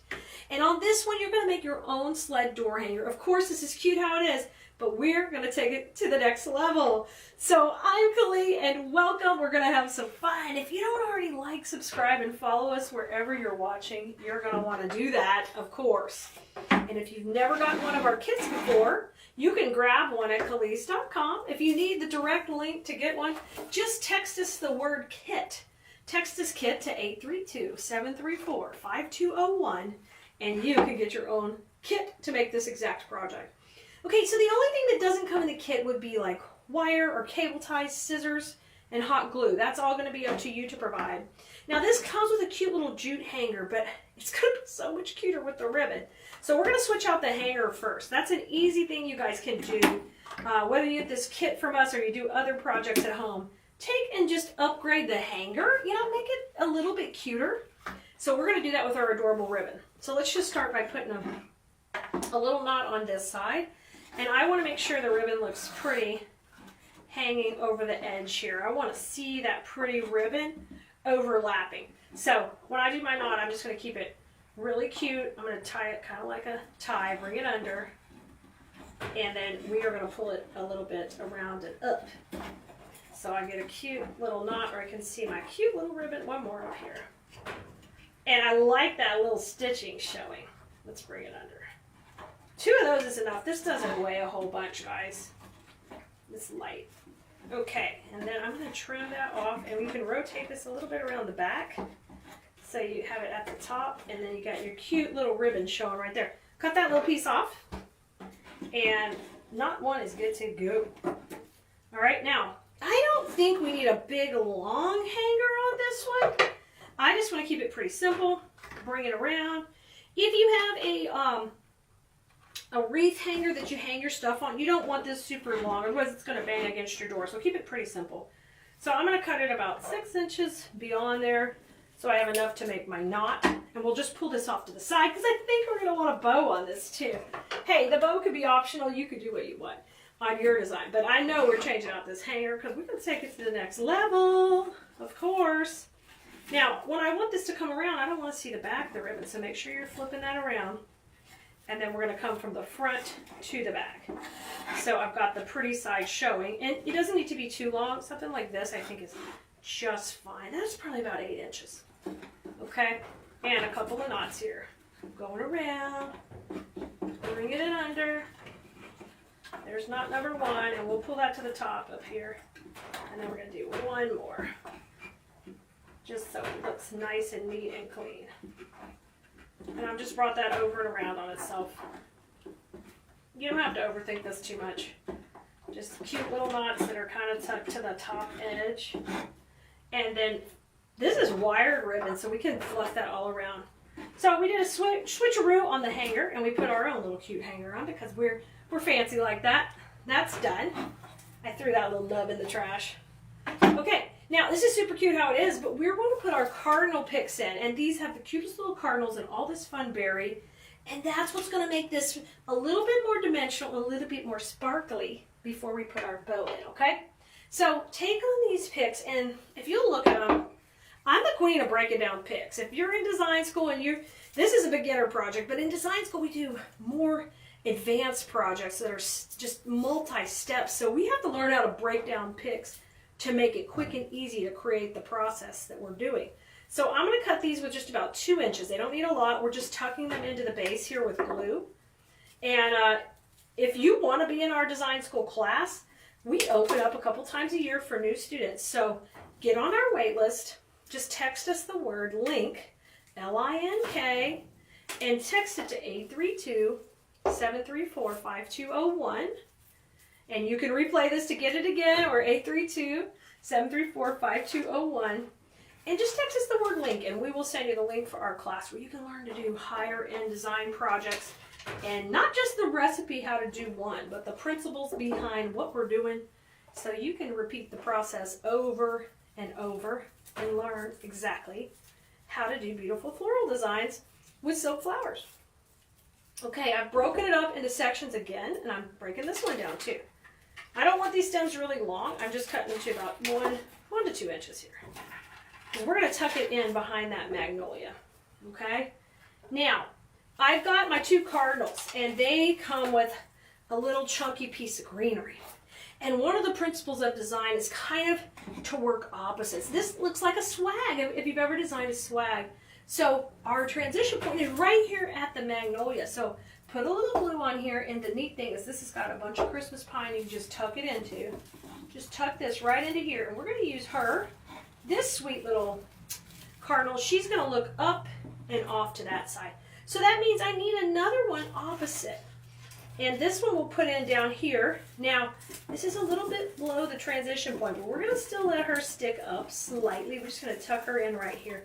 You see how they're opposite? And that kind of evens out that eye with that hanger we made, and we're going to really balance it when we put a bow at the bottom. So glue this in. We're going to tuck it right underneath the sweet little magnolia. And, oh, magnolias are so popular here for every season. So give them a try, y'all, if you haven't created with them. They are beautiful flowers. Okay, a little bit of snowy goodness. All right, now we've got all our berry pieces. These two are the matching ones that have a little bit of pine. So they've got that little sparkle. So let's take one of these and like have it come down from these two. And we're going to shift direction on it because it's at what we call a transition. At the transition point of this design, so it needs to go the opposite direction. So I'm going to tuck that right under here, trying to cover up all my glue. Just push that petals down to hide it. Perfect.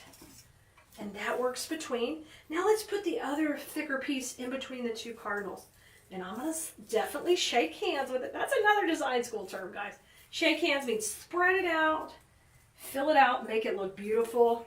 Utilize that pick that you've spent good money for. We're going to utilize that and spread it out. And get, oh, yes, I see the berries flowing. Now, hold these off. We're going to use these in a minute. We're going to tie us a sweet little bow to go on this side. Okay? Now, grab a cable tie. I didn't grab me one before, so give me a second. I'm going to grab it. But I'm going to use a little cable tie to hold this bow together. You could use a little piece of wire too. And I want the little bow to tuck in here. Doesn't have to do a whole lot as far as be very many layers, but we're going to keep it pretty simple. I'm going to cut that at an angle. This will be my first tail. Depending how long you want it, I want it to kind of come down off the base. So I'll scrunch that up and twist it in my hand. And I made a loop, and it's probably about 4 inches, and I want to just make sure I like that. I like it. Scrunch it and twist it. So this is just like, you could do this in your bow maker if you want to use your bow maker. Here's one layer, scrunch and twist, and I'm going to make this one a little shorter. So probably about 1/2 inch shorter than my last loop. Scrunch and twist, and we're going to do this on this. Oh my gosh. Look how cute. So I just made a sweet little bow with a long tail or short tail, okay? And you can stack them up like this. That's fine too, and have both tails come down however you want. So I'm going to take my cable tie to the middle, and we're going to go ahead and get this nice and tight in the center. You can use wire too, guys. Fluff out that middle. I'm going to layer my loops just up, like a big one, a little one. Get it nice and tight. We're not going to put a wire through the back this time because we're just going to glue this puppy in today. It's a sweet little bow. Yo, the birds are going crazy out here. All right, let's cut this tail a little bit longer. Okay, a little bit longer because we're sassy like that. Now, I want to tuck this bow in right next to my magnolia. Let's just put it in right here. And then I'm going to glue that down. But because I can see the center of the bow, I want to be careful that I cover that with a little bit of ribbon. I was trying to decide if we'd be able to see it, but we are going to be. So cut a little piece of ribbon and we'll fill in that area. I just fold this on itself. If you guys ever see me make bows, we're going to use that same technique where we cover the center. That just is where that cable tie is. And put a little bitty knot in here. And we'll tuck that to the back.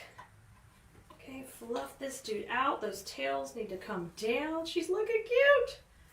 All right, you can leave this little tail that's on the knot, or you can trim that off. I'm just going to leave it right now. I might trim it when we all get to it. But I'm going to leave that little piece. Okay, Let's glue her in. I'm going to put her right in here. So let me bring this little piece. That's a little piece of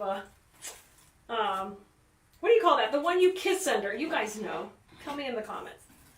Shoot. Why can't I think of it? The one you give sweet little kisses under. Okay, let's get some glue on there. Kiss me and mistletoe. Jeez. Thank you for helping me in the comments. Okay, I'm going right in here. We're just going to glue that to that pine and just hold it for a second. Let my little ribbon tails pop up. And hold that while you manipulate these longer tails. Isn't this just so sweet and simple? I love these little projects, guys, to get you excited about creating. This is a perfect little project for a smaller door classroom, maybe a nursing home, or if you've got a little spot in your home you can pop this in. Is just a perfect little touch. Okay, I'm going to cut these at a bigger angle, those two little ribbons. Oh, that one's okay. And let's curl these up. Alrighty, and we're not finished yet because it's twig time. Just like you were in design school, we would use twigs to accent our piece, especially at the end of our design. Let's tuck this in there. And that's how we're going to use these cute little berries. I'm going to use them just like twigs. You see, we put the bow kind of opposite the cardinals, so she's balancing it out. Now let's pop in our cute little baby twigs.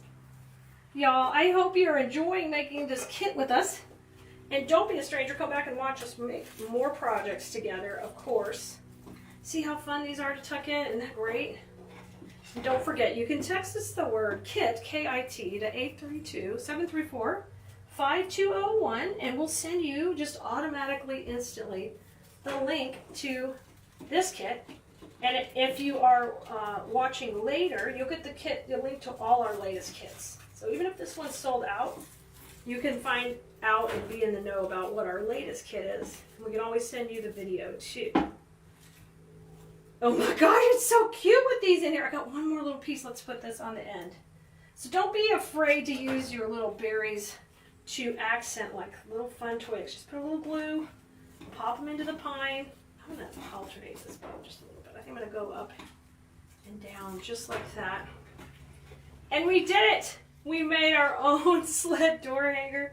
She's super cute and ready to gift to anyone. Oh, y'all, and you've got this much ribbon to tie up treat bags too, to deliver all those cookies you're making this Christmas. Guys, this is awesome. Are you ready? Because I'm here to help you. Grab your ribbon, wrangle it up. We're getting ready to make a fun, snowy winter swag kit that's super easy, and I think you will love it. And we're going to rock out the ribbon in this one. So get ready, come on in, let's have some fun. Y'all, the first thing you want to do is you're going to order your kit from us here on Keleas.com, and in there you're going to get the swag base. You're going to get this beautiful array that has the wintry pine on it. You're also going to get one of these adorable cardinal pieces that we're going to add in for that touch of red. It's all got snow and glitter.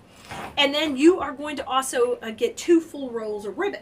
The cool thing is you're going to get a whole nother video how to use the rest of this ribbon to make a lantern swag. So you're going to have a combo of this kit right here to make this project, but I am not going to leave you hanging on how to use the rest of this ribbon. Okay, now what we're going to do today is you're going to text us at 832-734-5201 or go to textkelea.com. Once you do that, you're good to go, and you send us the word. For this particular one, you send us the word kit, and we'll send you the link to it, okay? Now, let's get started on this project right away. I am going to grab my bow maker. Now, you can do the bow by hand or any way you want. I use an easy bow maker, and we do have an affiliate link for that too, where you can grab your own. Just let us know here in the comments. We'll hook you up. I am going to tie my bow first. Now, you're going to notice I need to get the length of this tail right because we want to really rock out the ribbon in this design. So put your ribbon on the bow maker, okay, and just get it here sitting. And then I want you to take and just pull that ribbon out so you get the full length. I want it to be able to go down and hang a little past there, and we're going to put what we call some little bitty humps in it, and we call those roller coasters in design school.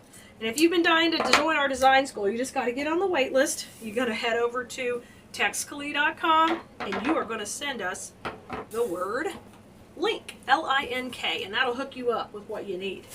Now, I've measured out that link right there. the length, it's all the same, that I'm going to put on the swag and bring it to the middle. All the words. Twist it right here, okay? Now, I want one tail. I'm going to have one tail coming down this whole swag, and then I am going to have 2 loops on either side. So we're going 6.5 on these, 6.5 right here, 6.5 on this side. So we're going to do 2 on each side. Twist at the center, and I'll pull that ribbon back and twist and keep spreading this right out. 6.5 over here, and scrunch that dude down. Now this tail's going to go up.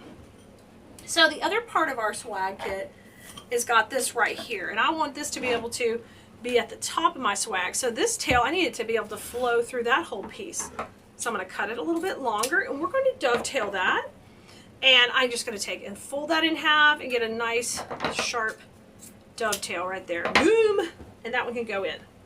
All right, first step done. Now grab your other ribbon, okay?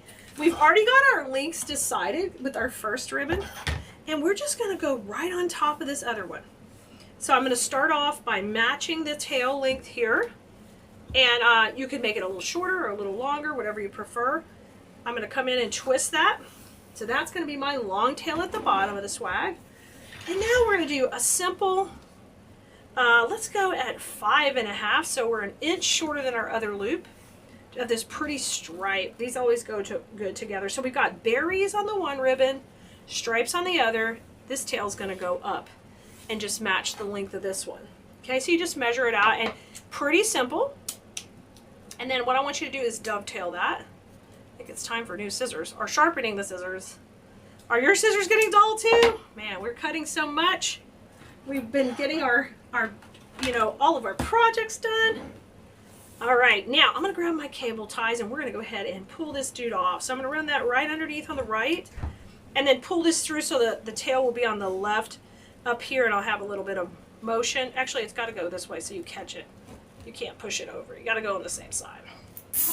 We'll pull it into the swag when we bring it in. Okay, rotate that between your fingers, and now is the magical part. You gotta fluff it all up. Fluff it and make it look beautiful. Yeah, there we go. You see how loopy it is? That's how I love to make my bows. Just lots of motion and movement. I think that's so satisfying. Now come in here underneath, add your cable tie behind, and just pull that tight. We're gonna take and just cut that piece off, and now what I like to put in there, I'm going to put a bit of the stripe running right down the middle, okay? So let's do that. Just cut off a small strip of your stripe. Remember, in the kit, you're going to get that whole roll. So you've got plenty to work with. And I'm going to run this right down the middle here. And you have that tail up and a tail down. Flip this around, we'll just put a little knot. Basically, we're making it look really clean. I teach in design school. We want to camouflage our mechanics, and that's exactly what we just did. No one will know that there's a cable tie in there, okay? So the first part of this project is rocket. Now, we're gonna get that swag base and put that part together now. So just move your ribbon off to the side and grab the large swag base, and then you're also gonna need this piece here. Now, I have already taken and fluffed them out, and in design school we call that shaking hands. So that's what we've done. We've shook hands with all of that. Now, the swag itself has this hanger on it right here. So you might take a second and just move that to the back so the hanger can be accessed from the back. And I'm going to run that right beside here. Now let me flip it over. So you'll have 2 pine cones. You'll have like a trio of pine cones when you mix these 2 together. Now, the way to get this to hold is we've got to use some cable ties and attach it nice and firmly right down the center. You can leave a little gap in between. I'll show you. Let me flip it around so you can see. A little gap in between to set the bow in, or you can just do it flush tight and then put the bow on top of these. It's up to you. I'm gonna leave a little bow zone, as we call it in Keleas. I'm gonna flip this around, and now it's time to attach this together. Now, your kit doesn't come with cable ties, but you can get these in the electrical department. You can pick out. I like the clear color. It's easy to camouflage, and you're just gonna put a couple of these here. Easy peasy. Now the other thing you're going to need, here's that hanger, so I'm going to pull that out so I can access it. Put one right above it, and it's got like a little wire loop. You can always add another wire hanger if that one doesn't work for your door, no big deal. 2 of these on, and keep this nice and flat. when we trim these off, we're going to just rotate those little nubs to the side. I'm using wire cutters, so it's just a little less sharp on my, a little less harsh on my poor little scissors. And just push this to the side. That way that doesn't scratch your door or anything like that. And you got a nice surface back here, okay? All right, we got that done. Now flip it around. Voila! Okay. Oh my gosh, it's such a beautiful, strong, beautiful base. Now, I'm going to go ahead and put my bow in, and we're going to get our tails all pretty how we want them. I'm going to show you a couple of different options.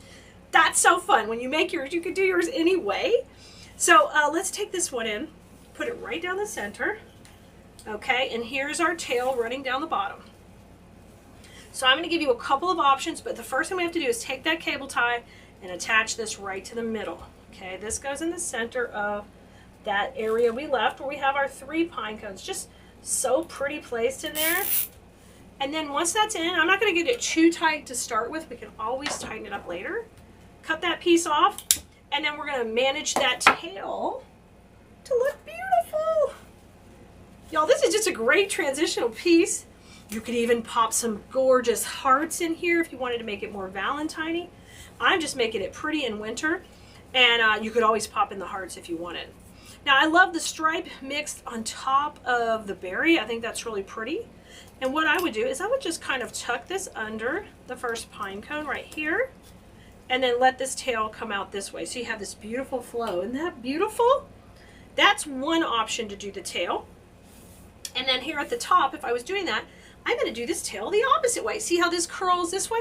This one's going to curl the opposite, because that is awesome and beautiful. And you love to see that flow. I love to see the flow of movement. And then we can curl these up. And that is beautiful ribbon placement on this one. I mean, beautiful. If you want to change and you want to be different, another fun thing to do is just to have these kind of meet in the middle. Have the berries go on one side and have the stripe go on the other. And then have their little tails just come down. And you can make them match, or one be longer than the other. And that's really fun too. And you could do that same thing up here. It's your choice if you like them matching or a little bit off center like this. So depending what you want to do, you can either tie this on, or you can just pop a little glue on here to hold them down. It's up to you. So I'm just going to go ahead and I think I'm just going to tie it down with a cable tie. I like to pull this up just a little bit more so there's a little bit of movement in here. So we're going to come underneath, and I'm going to tie it to the base right there. And you see, we call that a roller coaster in design school. That just means it's a Humpty-Doo, right? Yeah, Humpty Dance on this one. I'm going to come in right underneath and tie that onto that base, okay? So go for the base wire, run your cable tie in and out. It's going to go under and come back up. And then I'm just going to gather the ribbon a little so I kind of control how it's going to look. And you see how that's underneath the pine here, so you'll never see it. Okay, so that one's in. So I've used about 4 cable ties so far. Isn't that cute? So pretty. Now let's do the same thing up here. We've already placed that one in. Let me grab one more. And we'll tie this one in. Right up here. And just, you can take and gather it like this to kind of control when you tie it. Otherwise it can look a little frumpy, you know? No girls want to be frumpy, and no wreaths want to be frumpy. We want to feel polished. Polished. You guys, I love this. This is just a simple kit, and kits are a great way for you to get started, where you might go to our website and feel just completely overwhelmed with thousands of products. But when you come in and you purchase a kit, you get exactly what you need to make it. And you might need to add a little hot glue or scissors or things like that. But I know you guys already have that in your craft room. All right. In order, this is beautiful. This is great and simple. We could be done here. But we're just going to add a little touch of that cardinal. So many people love cardinals for so many different reasons. So we like to add them into our pieces, especially for winter when people are thinking about their loved ones. So I'm going to take and separate this out. And when you do that, you can separate these into different sections. And I'm looking to get 3 pieces out of here if I can. Just take and pull these out. And not everybody will have a cardinal. Some will just have some greenery. And I just like to tear them if we can. Just tear this. It's super easy to do. Tear it down, and cut this one right here. Okay. Now, I'm going to take all the scraps. We don't need those, or you can save that main wire maybe for another project. And we're just going to add these in. Now this is kind of where the cardinal and a little bit more greenery. I'm going to use that at the top, and then we'll use all these smaller pieces in at the bottom. Now with her, I think we could thin down the top a little bit. Keep one berry, but take this little bit out. So I'm deconstructing that spray into some smaller, more delicate sprays. Okay. And I'm just going to take a little glue, and we're going to pop this one in, and this cardinal can sit right behind this pine cone and sit here at the top, and just add that little bit of touch of happiness. So I'm going to put a little glue on that. I'm using my electric glue skillet, but you can use a glue gun, whatever you prefer. It's off camera, but you see how I've got a bunch of glue on there? I'm going to tuck that in right back here. She's so happy. Just make sure you're hitting a lot of the pine with it. And in this one, I went right behind the pine cone. Okay, so she's going to tuck in there, and I'm going to kind of use what we call a zigzag technique to do the rest, y'all.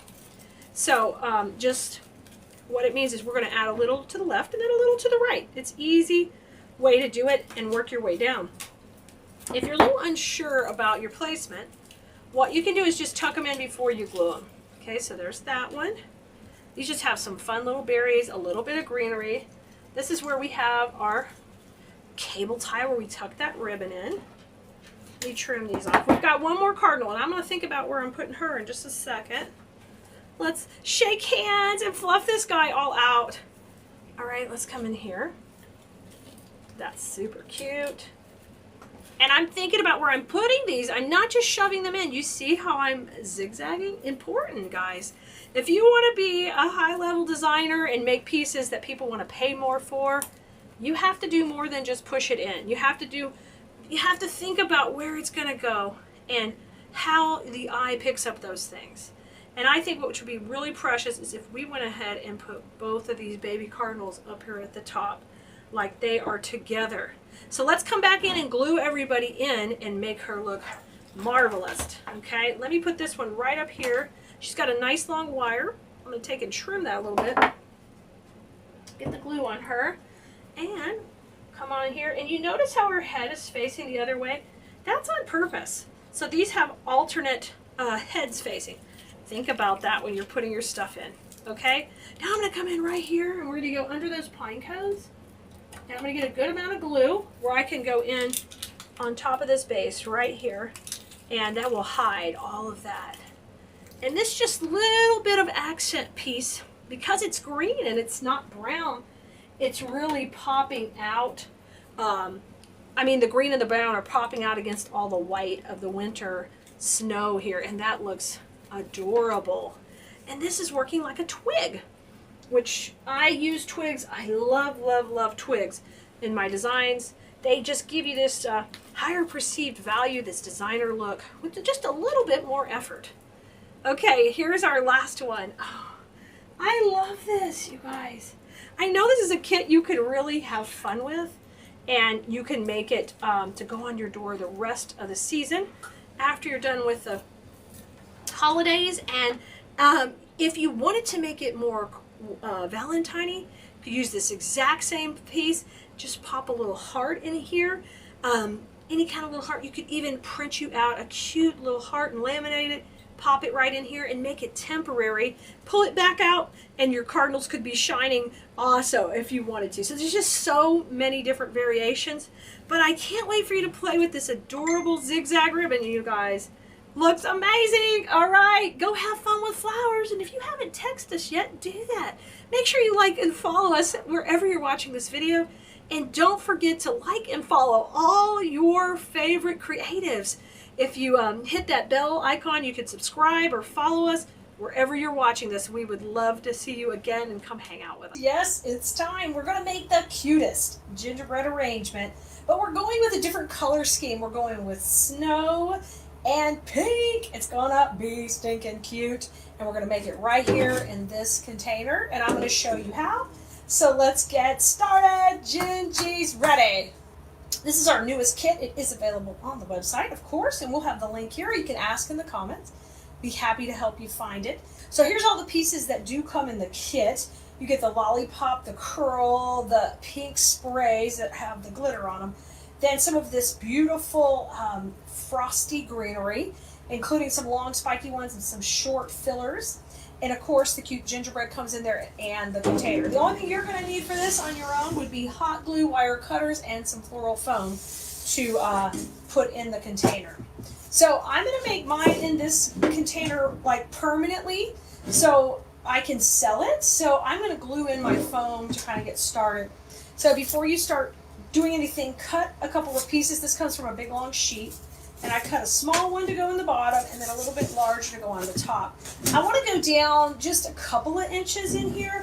I want it to recess a little. Sometimes we want things to come out really high, but this one I'm good with it recessing a little bit. So we're going to go out, grab our glue, and put a little Gorilla Glue in the bottom to help it stick to the metal really well. And then I'm going to put the hot glue right on top. So let's put that in, get it set. And get my other pieces coming. And I'm just going to take these both, and my glue pot is right over here off camera. I'm going to dip it in and get it going on. I'm going to spread it out a little bit on here. Let me get a little bit more in the middle. All right, so I got a good amount, and I'm going to push this down, right, wiggle it in, and then push this right on top. And both my pieces are foam or in my container. Now, the main piece going in this is the gingerbread. So I want to take and put her in kind of in the middle zone of this. She did have a hanger on here, and I took that out. I just cut it off. So she's going to go right here in the middle zone. So I'm going to leave that spot open for a little bit so I can get the greenery in, and then we'll put her in just a little bit. So I think I'd like to put her a little bit sideways, like she's going to go this way. And that the lollipop and the curly pig are going to go beside her. So I'm going to start thinking about where these bigger pieces are going in my design. Like this one, I think is going to work out to the side. So in order for you to see this a little bit better, like the lollipop's going to be on one side and the gingerbread's going to be on the other, just like that. You're seeing it right from the top, but I want you to be able to kind of have a concept of what we're doing here, okay? So let's start by getting our snowy greenery in. And yeah, you can do that anytime. Just bend a stem to kind of get an idea of how it's going to lay out in your design. So this is first. And this greenery, it doesn't really push, but it is so really nice and fluffy. So I'm going to take and cut these off of the whole bush, and we'll start putting this in. Y'all, we probably have sent out a text to this video the first time it comes out. And if you want to be notified anytime we have new videos, you're going to want to grab a spot on our text list. So the way you do that is you go to textkelea.com, textkelea.com, or you can also just text us the word VIP, one word, VIP, to 832-734-5201, and you can get right on our text list. So I'm kind of getting these greenery pieces going in towards the front to start with here.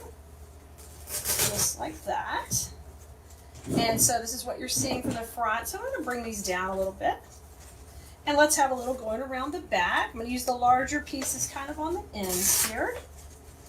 And you can spin it around and put these in. And a lot of our Blue Merinos find it great when they can just pick up the whole kit from us. It's really easy for them to shop, and they can reproduce what we're making super easy.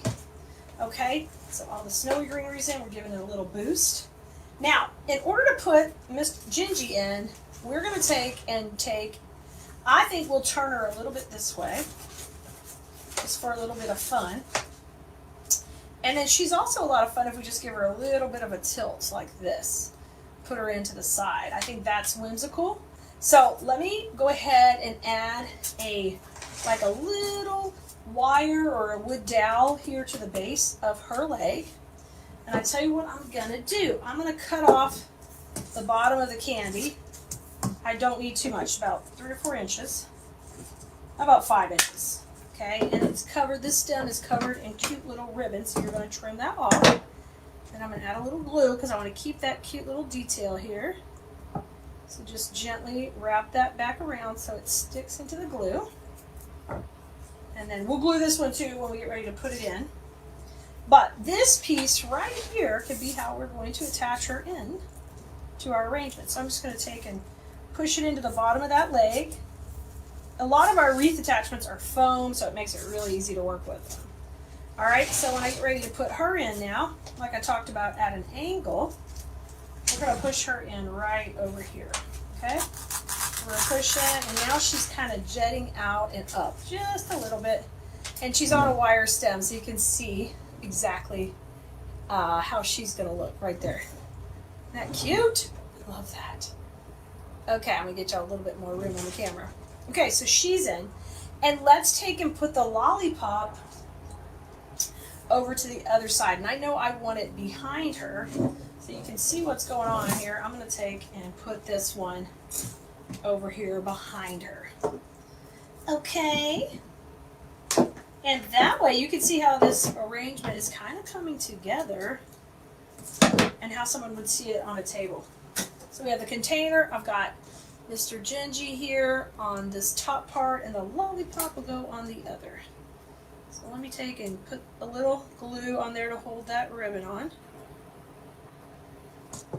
And since she's a little crooked, let's have the lollipop come in off this side, just kind of straight.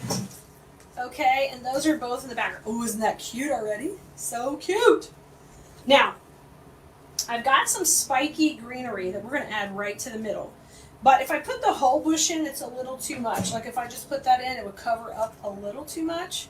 So what I'm going to do is trim it into a couple of sections here. Okay. And we just used this bush in design school. I totally love it. It adds a really great softness. So I've embraced working with this one a whole bunch. So I cut off a little bottom section. I'm going to go right in the middle. Okay. Just got my glue skillet off to the side here. And let's just have this go right in the center. Oh, that's cute. And just kind of work those around. I can take a couple of these and have them come behind too. And a couple of forward. See? We created, just doing that little trick right there, we created some depth, which is super, super cool.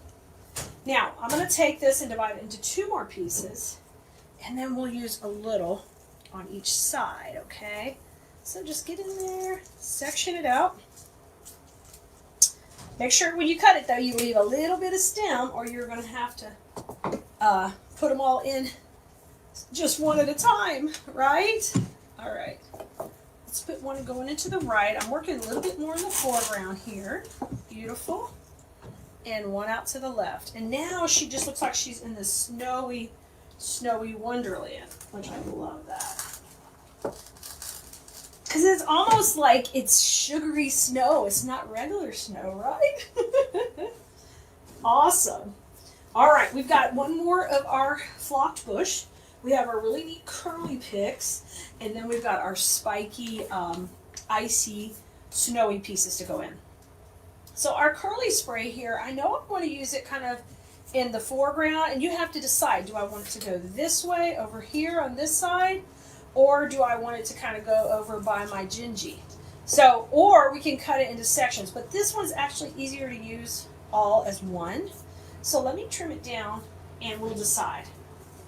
We will decide what we want to do. Now the neat thing, and this is something you're going to want to work on while you're designing, and when we teach in design school, this has a fuzzy, like a little bit of a neat texture to this fuzz, and that's exactly what we've got on this. So it's not just about color and sparkle, but also the texture, like the snow texture, the texture of the actual curls I'm putting in. So I want you to take a look at it. Here it is on this side, okay? That looks pretty cute. And then here it is going out to the left. Now the reason I kind of like it going out to the left is because it breaks the plane of the gingerbread too, and we already have this pink over here. So I kind of like that and the depth it adds, so I'm going to stick on this side, okay? So let's take it in, and I'm going to put a little glue on it, and we're going to push it in right over here.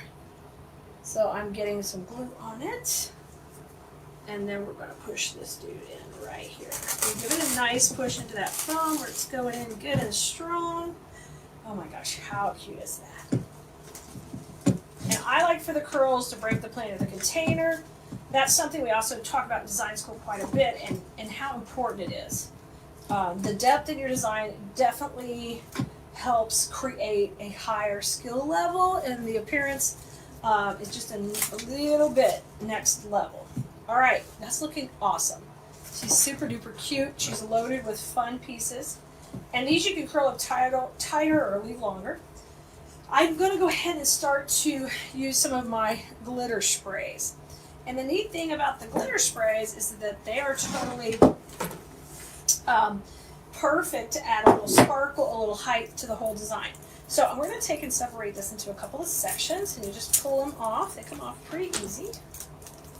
And so when you do that, you'll have one long one, which will be great because we can lay this in here and kind of decide how long we want that. And I know I want to start with one of these coming right up the center here in the middle. I love that.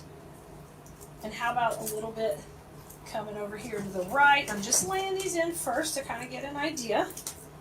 And this one up the middle. Ooh, won't that be pretty? I love it. And then we can take and use some on the left too. Now we're going to get ready to put these in, and I'm going to take and totally trim these down, y'all. And listen, if you haven't joined design school yet, you are going to want to get in ASAP because we are in full holiday mode, and that means you're going to have access to all the good new tutorials that we've been doing. And we try to focus on really, you know, high-end, beautiful designs that you can learn to make. And even if you decide to not make them yet, but you want to kind of learn the skills and the process, I really strive to create an environment that's welcoming to everyone of every level, and we can try to have so much fun. And if you get in before the holidays, you won't miss our big Christmas party towards the end of the year, where we have so much fun and prizes, door prizes, all kind of good stuff. So I wanted to remind you that that time is coming. So all of these are trimmed down. You're seeing the arrangement from the top right now, from the extreme top. So while we're doing this for a second, we're going to put some pieces in. And I'm going to grab my little Lazy Susan so I can spin this around. I don't know if you've ever done that before, but a simple Lazy Susan can allow you to work on both sides of your arrangement very quickly and just make it super fun when you're bringing it all together.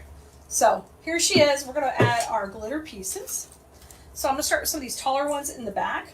And as far as placement goes, I want to create depth with these. So I want them to be higher than the Gingy and that lollipop. I want it to be higher than both. So I'm going to put this first piece in. Kind of got it going on. I think it's fun playing with the newer trends of the different colors for the holidays. But I always love to come back to the classics too. You know, it's a good combo of both. And you know what? I even love natural inspired designs. I think they're one of my favorites. So you're going to see us doing a little bit of everything.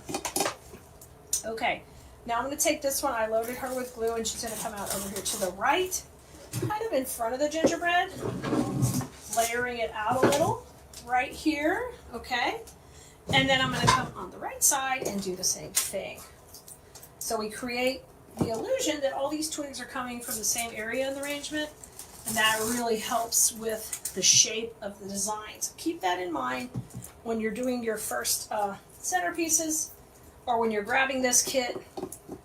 It's super, super fun to create that illusion. So work hard to do it. I'm pushing this into the pie, but I want that to kind of come over the edge if possible. Hold on, I gotta put more glue on it. I'm gonna go a little bit further. I'm pushing it into the foam. There we go. Not the pine, silly. All right, and I'll bend it a little bit more over the edge in a little bit. Look how cute. So cute. And let's put one more kind of going at the edge over there on the left. So I'm gonna give it a good bend. And then I'll hold it up and show you what it looks like. I love all these sparkly going in here. Because it's kind of like a whimsical winter, you know, whimsical winter candy wonderland. Look at this. She's so cute. All right, we're not done yet. We want to fill up her base, and we're holding these two off to the very last. We've got one more pick and a little bit of candy fun. So we're going to take these and trim these off. Now, our job with these last pieces of greenery is to fill up that base and make it very lush with the greenery. So I'm going to focus on the front right now because it's what's most important. And we can even take and cut these in half to where you've got two pieces out of one. So they're short, and that's going to work good to fill in. And I want it to be like she's frolicking in a snow-covered candy. Oh, like you could lick this stuff and it would be loaded with candy. It's not. It's glitter and snow. It's fake. Don't lick it. Don't do it. But you want to be tempted. It's like the candy land that we all dreamed of as little kids at Christmas time. Now I'm going to take these little pieces and we're going to start just popping this in. And it's going to give this lush, lush feel here. Right there, oh, really tight as we go around. Oh, I love these little curls too. And just push them in, make it really full. I'm going to go all the way around. And like I said, we're going to start in the foreground at the front. And I'm going to work towards the middle. And then we'll flip it around and we'll do some on the back. There's a dang glue string there. Oh, do you hate glue strings as much as I do? I cannot stand them. Some people it doesn't matter. I can remember going to craft shows and pulling glue strings off other people's work. Like, let me help you. This doesn't go on here, you know? They probably thought, don't touch my stuff. And I'm like, it's just a glue string. I got it. Let's push them in. Okay, let's see what we got here. Look at this little cutie. She is looking so cute. I'm loving it. Okay, we're going to flip it around and we're going to go to the back here where you're seeing the back. We're going to do the same thing on the back. Fill that in nice and tight. Now, if you want this design to be two-sided, you could always order another gingerbread separately out of the kit and put another one in the back, which would be super cute. I think that would be adorable. If you feel like, hey, this I want to use this in a place in my home where it's going to show. Okay. I'm going to hold off these two little pieces in case there's a hole we find.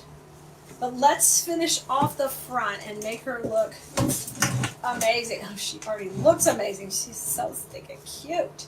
All right, I'm going to take this curly part here and we're going to weave this way in the back, coming up besides the gingy. I love that. Her shape is looking really good. Now, I want to bring these little candies in. We have a candy pick here, and this is going to go off to this right side. So I'm going to take and put some glue on it. We're going to press it into that foam base in there, and she's going to go right over here. You want to hear it crunch in there. There we go. How cute is that? And the balls and the little donut-type candies are in there, right? Just adding that festive look there. And then take a look anywhere you have a hole, or you could use this piece in the back to finish it up. Let me put one little piece of greenery in here. But y'all, I think we've done it that quickly. You made yourself a stunning, cute, festive, loaded, full. It's just lush with this greenery, and this your grandkids are going to love, and maybe they can help you make it. I think it would be just a fun project to make as a family and to put up every year.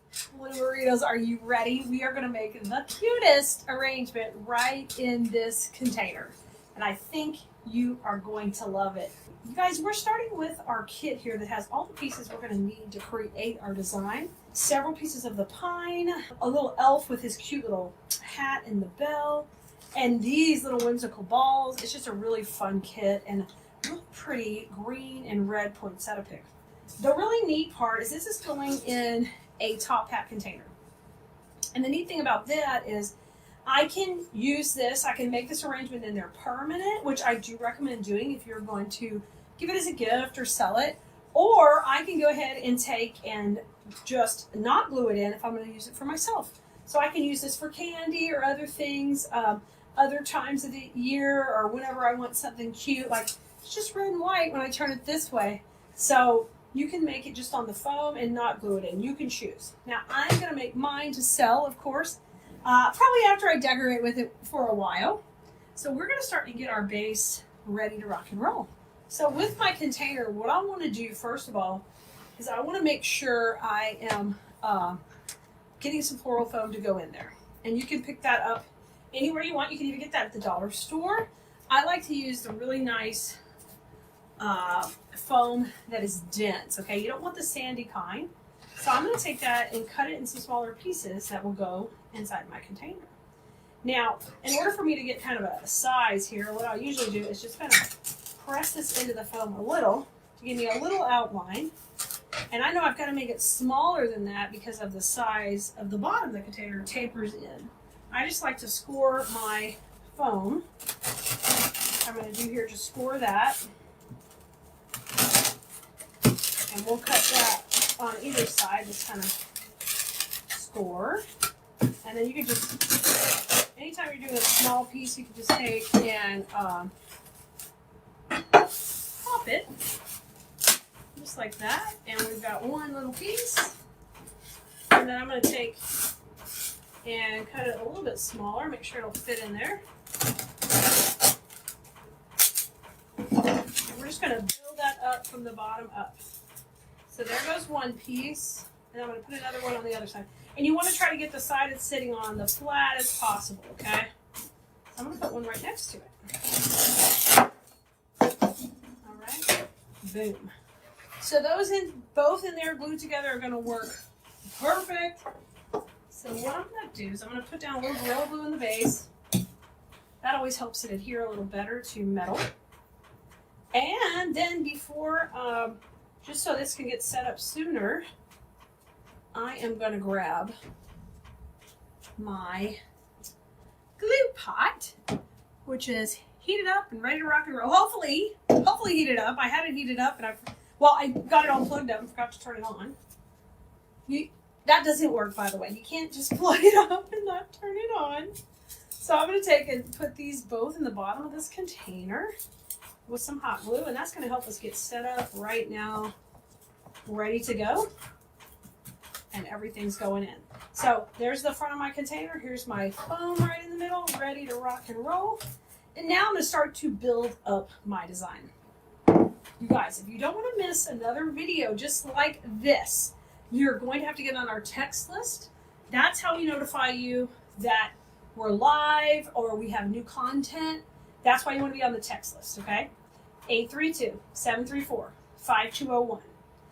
We also do emails, and weekly emails come out, and those are recaps, so you know if you missed anything, or promotions, or what we've got new, or what's going on in design school. All that kind of stuff comes by email. So if you are not on our email list, if you head over to Keleas.com, it will pop right up and you can get on it. All right.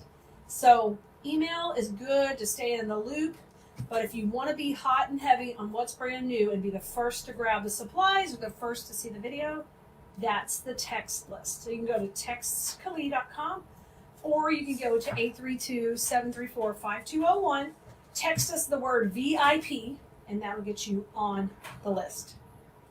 So, just like I teach in design school, when we start out a base, we're going to start usually with setting the perimeter of the design with our greenery.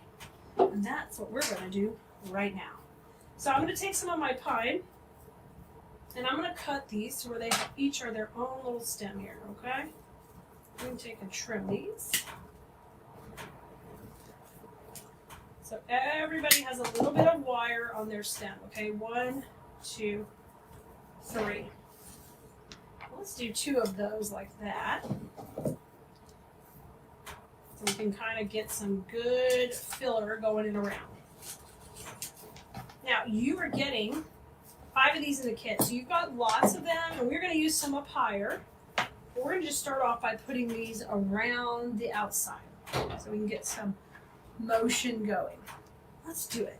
I'm going to start off all the ones that have the snow, and they're a little bit more like, these are like more, we call them bottle brush pine. That's just our made up name. I don't know that that's their real name. And I'm going to put this right at the front. Oh, and I was going to give you guys another tip. When you're making centerpieces, if you want to utilize a small Lazy Susan or a big Lazy Susan, it really helps you spin it around and around, and you don't have to keep turning it on your surface. So I'm going to start by putting the first 3 of these in. Get these 3 bottle brush ones in. Oh, there's 4, so let's do 4 of them. I like it. I'm trying to put the snowy glittery part up, and you can see I'm just working my way around. And when you grab these, pull all these needles back to dip that in the glue. You have to be really careful with pine. Sometimes it gets really hot in that glue, and the melting temperature is lower, so that stuff just starts melting. It can get you, especially on long needle pine. So just be careful. Now I'm going to come back to the front. You're seeing the front. I'm going to work on either side now. Oh, look at that. That's so dang pretty. And I'm going to put this one opposite.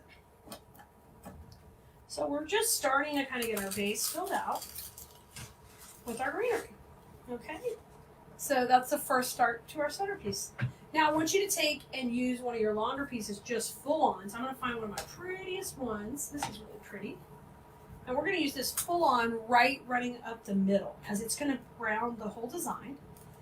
And I think it's fine almost full length here. Let me bring over one of my other stems that I know I'll use pretty tall in the design.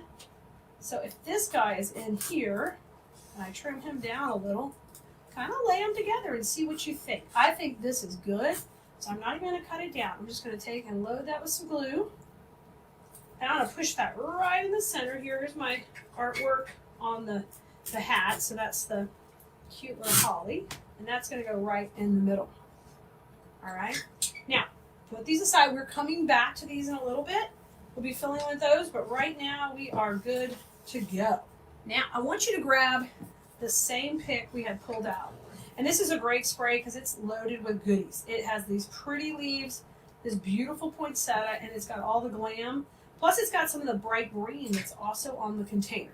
And I like all that. It kind of makes it cohesive. It ties all the colors in together. And I'm really thinking through a little bit deeper when I'm doing my design. So I'm going to cut this down till it has about a 6-inch stem. So not all, we're not going to use the whole thing. And what we're going to do here is I'm going to dip that in glue. We're going to come off to one side with this guy. He's going to come off either to the right or left. You pick. Here's the center. I'm going to take him off to the right. Push him in a little bit. I still want the pine to be the tallest thing in the design, and then this will come out. Let me just flip it to me. Oh yeah. And I'm gonna let this really come out. We used this stem the other day in design school. I hadn't used this fuller version of it. I really liked it. Now, make sure you shake all of these pieces, shake hands with it, and get that really laid out. And I want you to bring a little of this pine stem through there. Okay, so it doesn't feel like it's not included. It's like part of it. Isn't that beautiful already? We haven't even done much. Super cute. It's giving us that little touch of elegance. Let me turn it towards me. There's the back. You can see it. Let me go up a little higher with this one. There we go. Awesome. I love him. Okay, next, our big ball sprays need to go in. And we're going to offset this main piece with them. So we're going to have some balls forward and some balls in the back. So I'm going to cut these down fairly short to about a 3-inch stem. And I love these because these are like fuzzy and they have like bits of glitter in there. Oh, so cute. They give you that whimsy, you know, that fun whimsy. I'm going to go over here to the right side. So I'm going on the opposite side, kind of low. So these are going to pop out this way. Okay. Don't worry about pulling the pine in there yet. We'll get it when we get some more pine pieces in to fill it way up.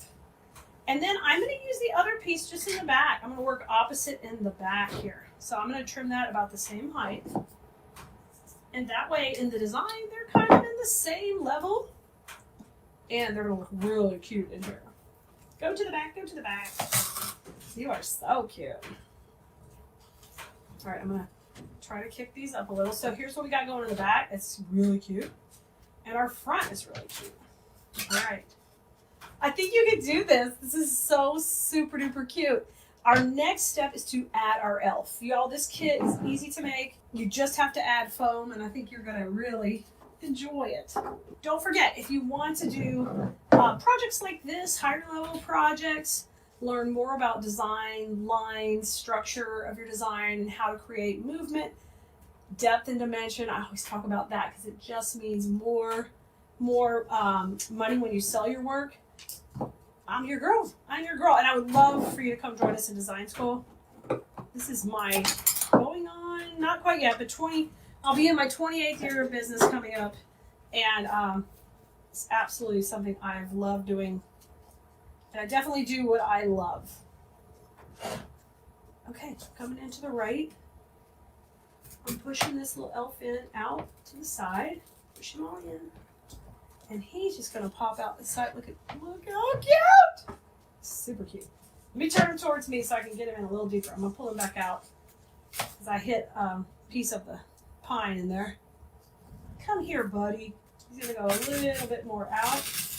But I want him just right in front of those balls. Just like that.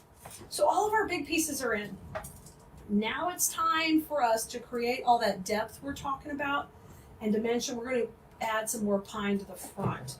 And we've got 2 more sprays. So I want you to grab those. And this time we're going to break them up into sections of 2. So what we're going to do is you'll have a section of 2 on one stem and 1 on another. And we're going to do that with both of our remaining stems. Just get that in there. Yes, KeleasDesignSchool.com. That's our course. That is where you go sign up. Thank you for asking. Okay, I'm going to trim it off.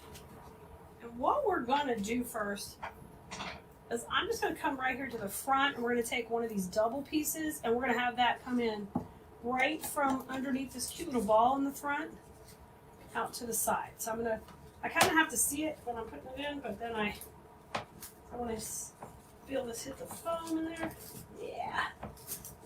And we're going to bend that out a little. So right there in the front, adding more dimension coming forward. Now take one of the pieces that's got all the long needle and grab those up and just, I like to say, hold like a pencil. And then I'm coming in over here to the right to come in and just bend that and shape it up. So we've automatically added a whole bunch of dimension to the front. Okay? Now let me spin it around and take a look. The only other place I really want to see some added in, I think it's right here between these 2. Okay, so I'm going to take the other double piece and we'll put it right between those 2 also. So kind of between the ball and the poinsettia spray we put in. And that way this piece can kind of go forward and this piece can kind of come backward. So here's what I'm saying. See, that one came forward, that one came backward. Oh my gosh, she's so cute. I'm gonna fluff up her leaves a little bit. I hope you're able to enjoy creating and crafting. What started as a hobby for me turned into my profession and job, which is literally a dream come true. And it is my pleasure to get to share all this inspiration with you so you can learn to create. Creating and doing floral design and crafting is literally one of the biggest stress relievers ever. Just like people enjoy gardening, which I enjoy gardening too, because I love flowers. But crafting can be the same way. And I encourage you, if you're feeling a little overwhelmed with all the supplies you need to create, I want you to think about just grabbing a kit. You know, if it's not from me, from another creator, when you support them and purchase from them, you're making their dreams come true too. And when you're getting started, or even you're a seasoned crafter, a lot of times having a kit all together like this, all the supplies, really makes it very easy and not overwhelming to get started.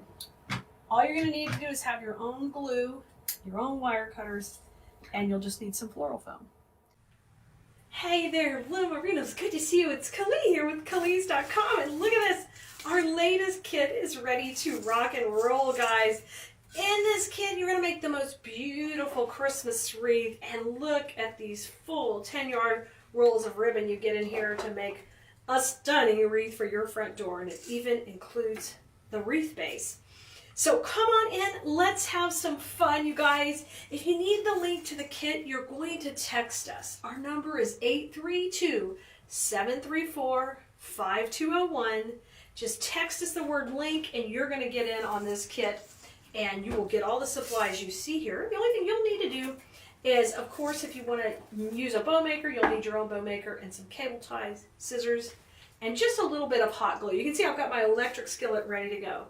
So I'm going to put these supplies over to the side for a moment while I pull out my bow maker. We're going to start off by making our bow first. Now, our two ribbons that come in the kit are a beautiful gold glitter. It's going to pick up this beautiful green glittery pine that we have on the spray. And of course, we've got all these gorgeous ornaments on this ribbon that also tie in beautifully with our picks that come in the kit. And I'm going to start off with the beautiful bold ribbon in the back, and we're going to make what's called a funky bow, basically. So you will need wire cutters and a way to cut the ribbon. Of course, I use my scissors there. These are cable ties, and that's something else you're going to need. That will be how you take and hold the bow together. So what I'm going to do here with the ornament ribbon is just cut these at an angle like that. If you want to get fancy, you can do what's called a dovetail and fold that in half and just cut at an angle down like that. So boom, you've got a cute little tail. It's up to you how you want to do it.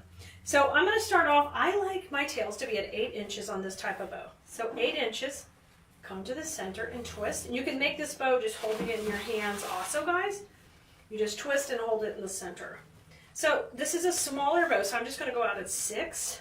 And we're going to do 3 loops at the back here because I want to make it really showy with this pretty ornament ribbon. Come to the center and twist, and you're going to bring those tails up and down. That's 2 on each side. Now we're ready for 3. I love the 3-loop bow in the back. We're going to do what we call a blast-off bow. We're going to layer up some different layers here, but you need 3 of this gorgeous one in the back. Now come out here and measure that out to 8 inches, just a hair bit longer, and then fold it to the center.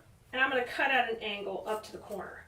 Okay, so now I have 1 tail up and 1 tail down. A funky bow means the tails are going up and down, and they just have a lot of whimsicalness to them, which goes great with these ornaments going up and down. Now I'm going to add a second tail in there at 16 inches. So this is measured from the 8 to the 8 on my bow maker. And then I'm going to dovetail both of these. So you can dovetail them at once if you just stack them up. Stack them up, turn them, cut them from the angle down, okay? And then you'll have 2 dovetailed ends, and we're going to add that in for our second tail. So I'll just put that right down the center, scrunch it, and that way I have 2 tails, 2 up and 2 down. And the reason I want that is I've got this gorgeous gold to put on top, and I want that to layer behind it. So next step, grab your gold ribbon, and this is our blast-off bow. So we go 3 loops, then 2, then 1. So this is our 2-loop section of the bow. So we'll just dovetail it, cut it right down, and I'll bring this piece in just a little bit shorter than that last tail, give it a twist. Literally, guys, the bow is the most time-consuming part of this project. You're going to be able to rock this out. This is such a super cute kit and very easy for beginners. And you can always just use the ball picks if you don't want the bow in there. You can do whatever you want when it comes to your design. Now these are about 5 1/2, and I'm doing 2 loops on each side. And then we're going to take and put our other tail, and this tail will go down.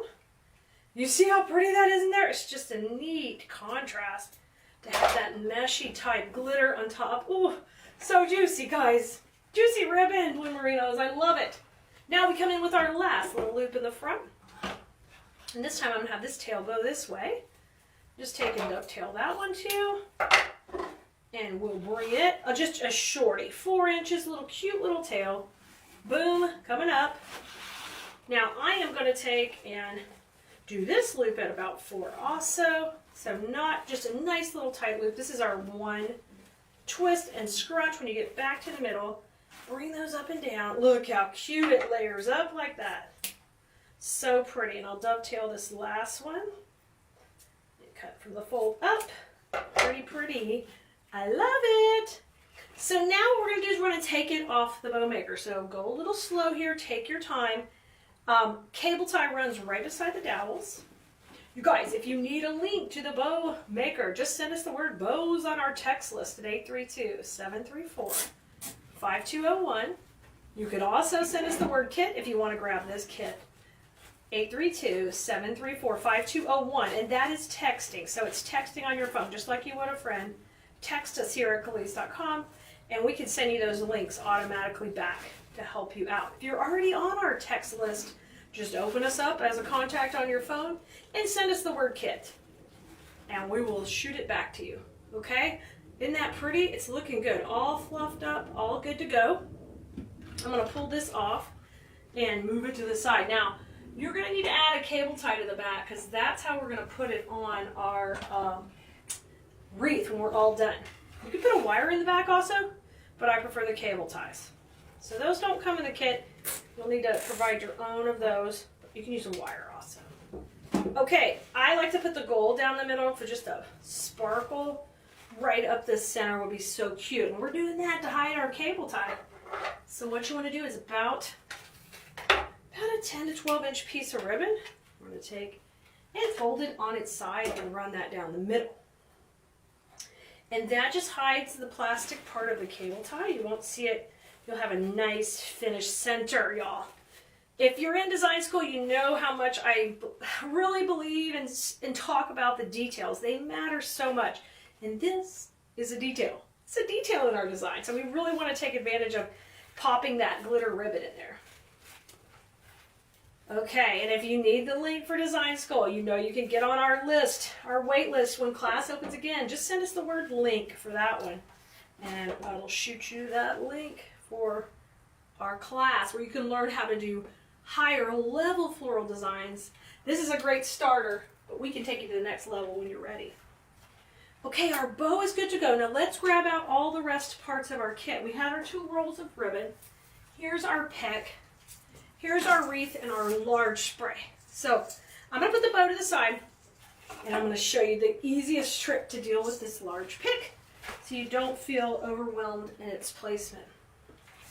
Now, I'm going to make this, the bow is going to go up here in this design. So I want this to be very showy and really sassy up here. So what I'm going to do is we're literally just going to do a shift on this, okay? So take and cut this tail of the wire off. We don't need that. So just cut that one off. And then what you're going to do next is I'm going to alternate these down. I'm just going to shift their direction. Isn't this so easy? Shift their direction, and we're going to leave what we call a little bow zone here where we'll be adding our bow. Okay, so this is the top. And this is the bottom of our wreath. This is just such a sweet little recipe, easy to do. You're going to love it. Now, all in one swoop, we're going to be able to attach this pick with this bow. I love these kind of things because they are a no-brainer. You're not going to have any supplies really left except for ribbon, which you could add to your tree to coordinate. Take that cable tie, grab that spray, and go through the grapevine so you make one big cluster with everybody, okay? So this one cable tie is doing double duty. It's holding the wreath on the base, the actual swag on the base of the wreath, as well as holding our bow together. Now, take a second. Pull these pieces up through here. That's really important. We call this breaking the plane of the base.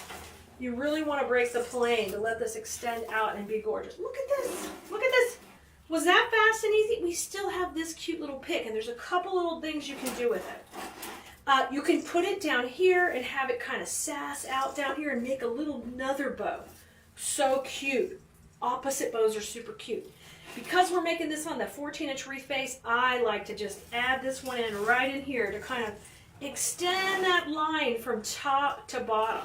So let's do that. Let's trim this and we'll put that in there. And I'm telling you, just like this. Quick and easy. We're under 12 minutes here, guys. We are making our own wreath with one of the wreath kits here from Keleas.com. I'm going to push that in to the grapevine. That's got a little glue. These beautiful balls are popping out with the ribbon. And listen, you can add tails if you want more things coming in.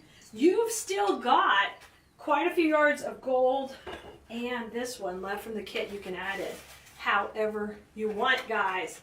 All right, make sure you text us at 832-734-5201. Send us the word kit. We'll shoot you the link for this one, and you can make your very own. Y'all, I'll see you next time. Let's go have more fun with flowers, and Merry Christmas, guys.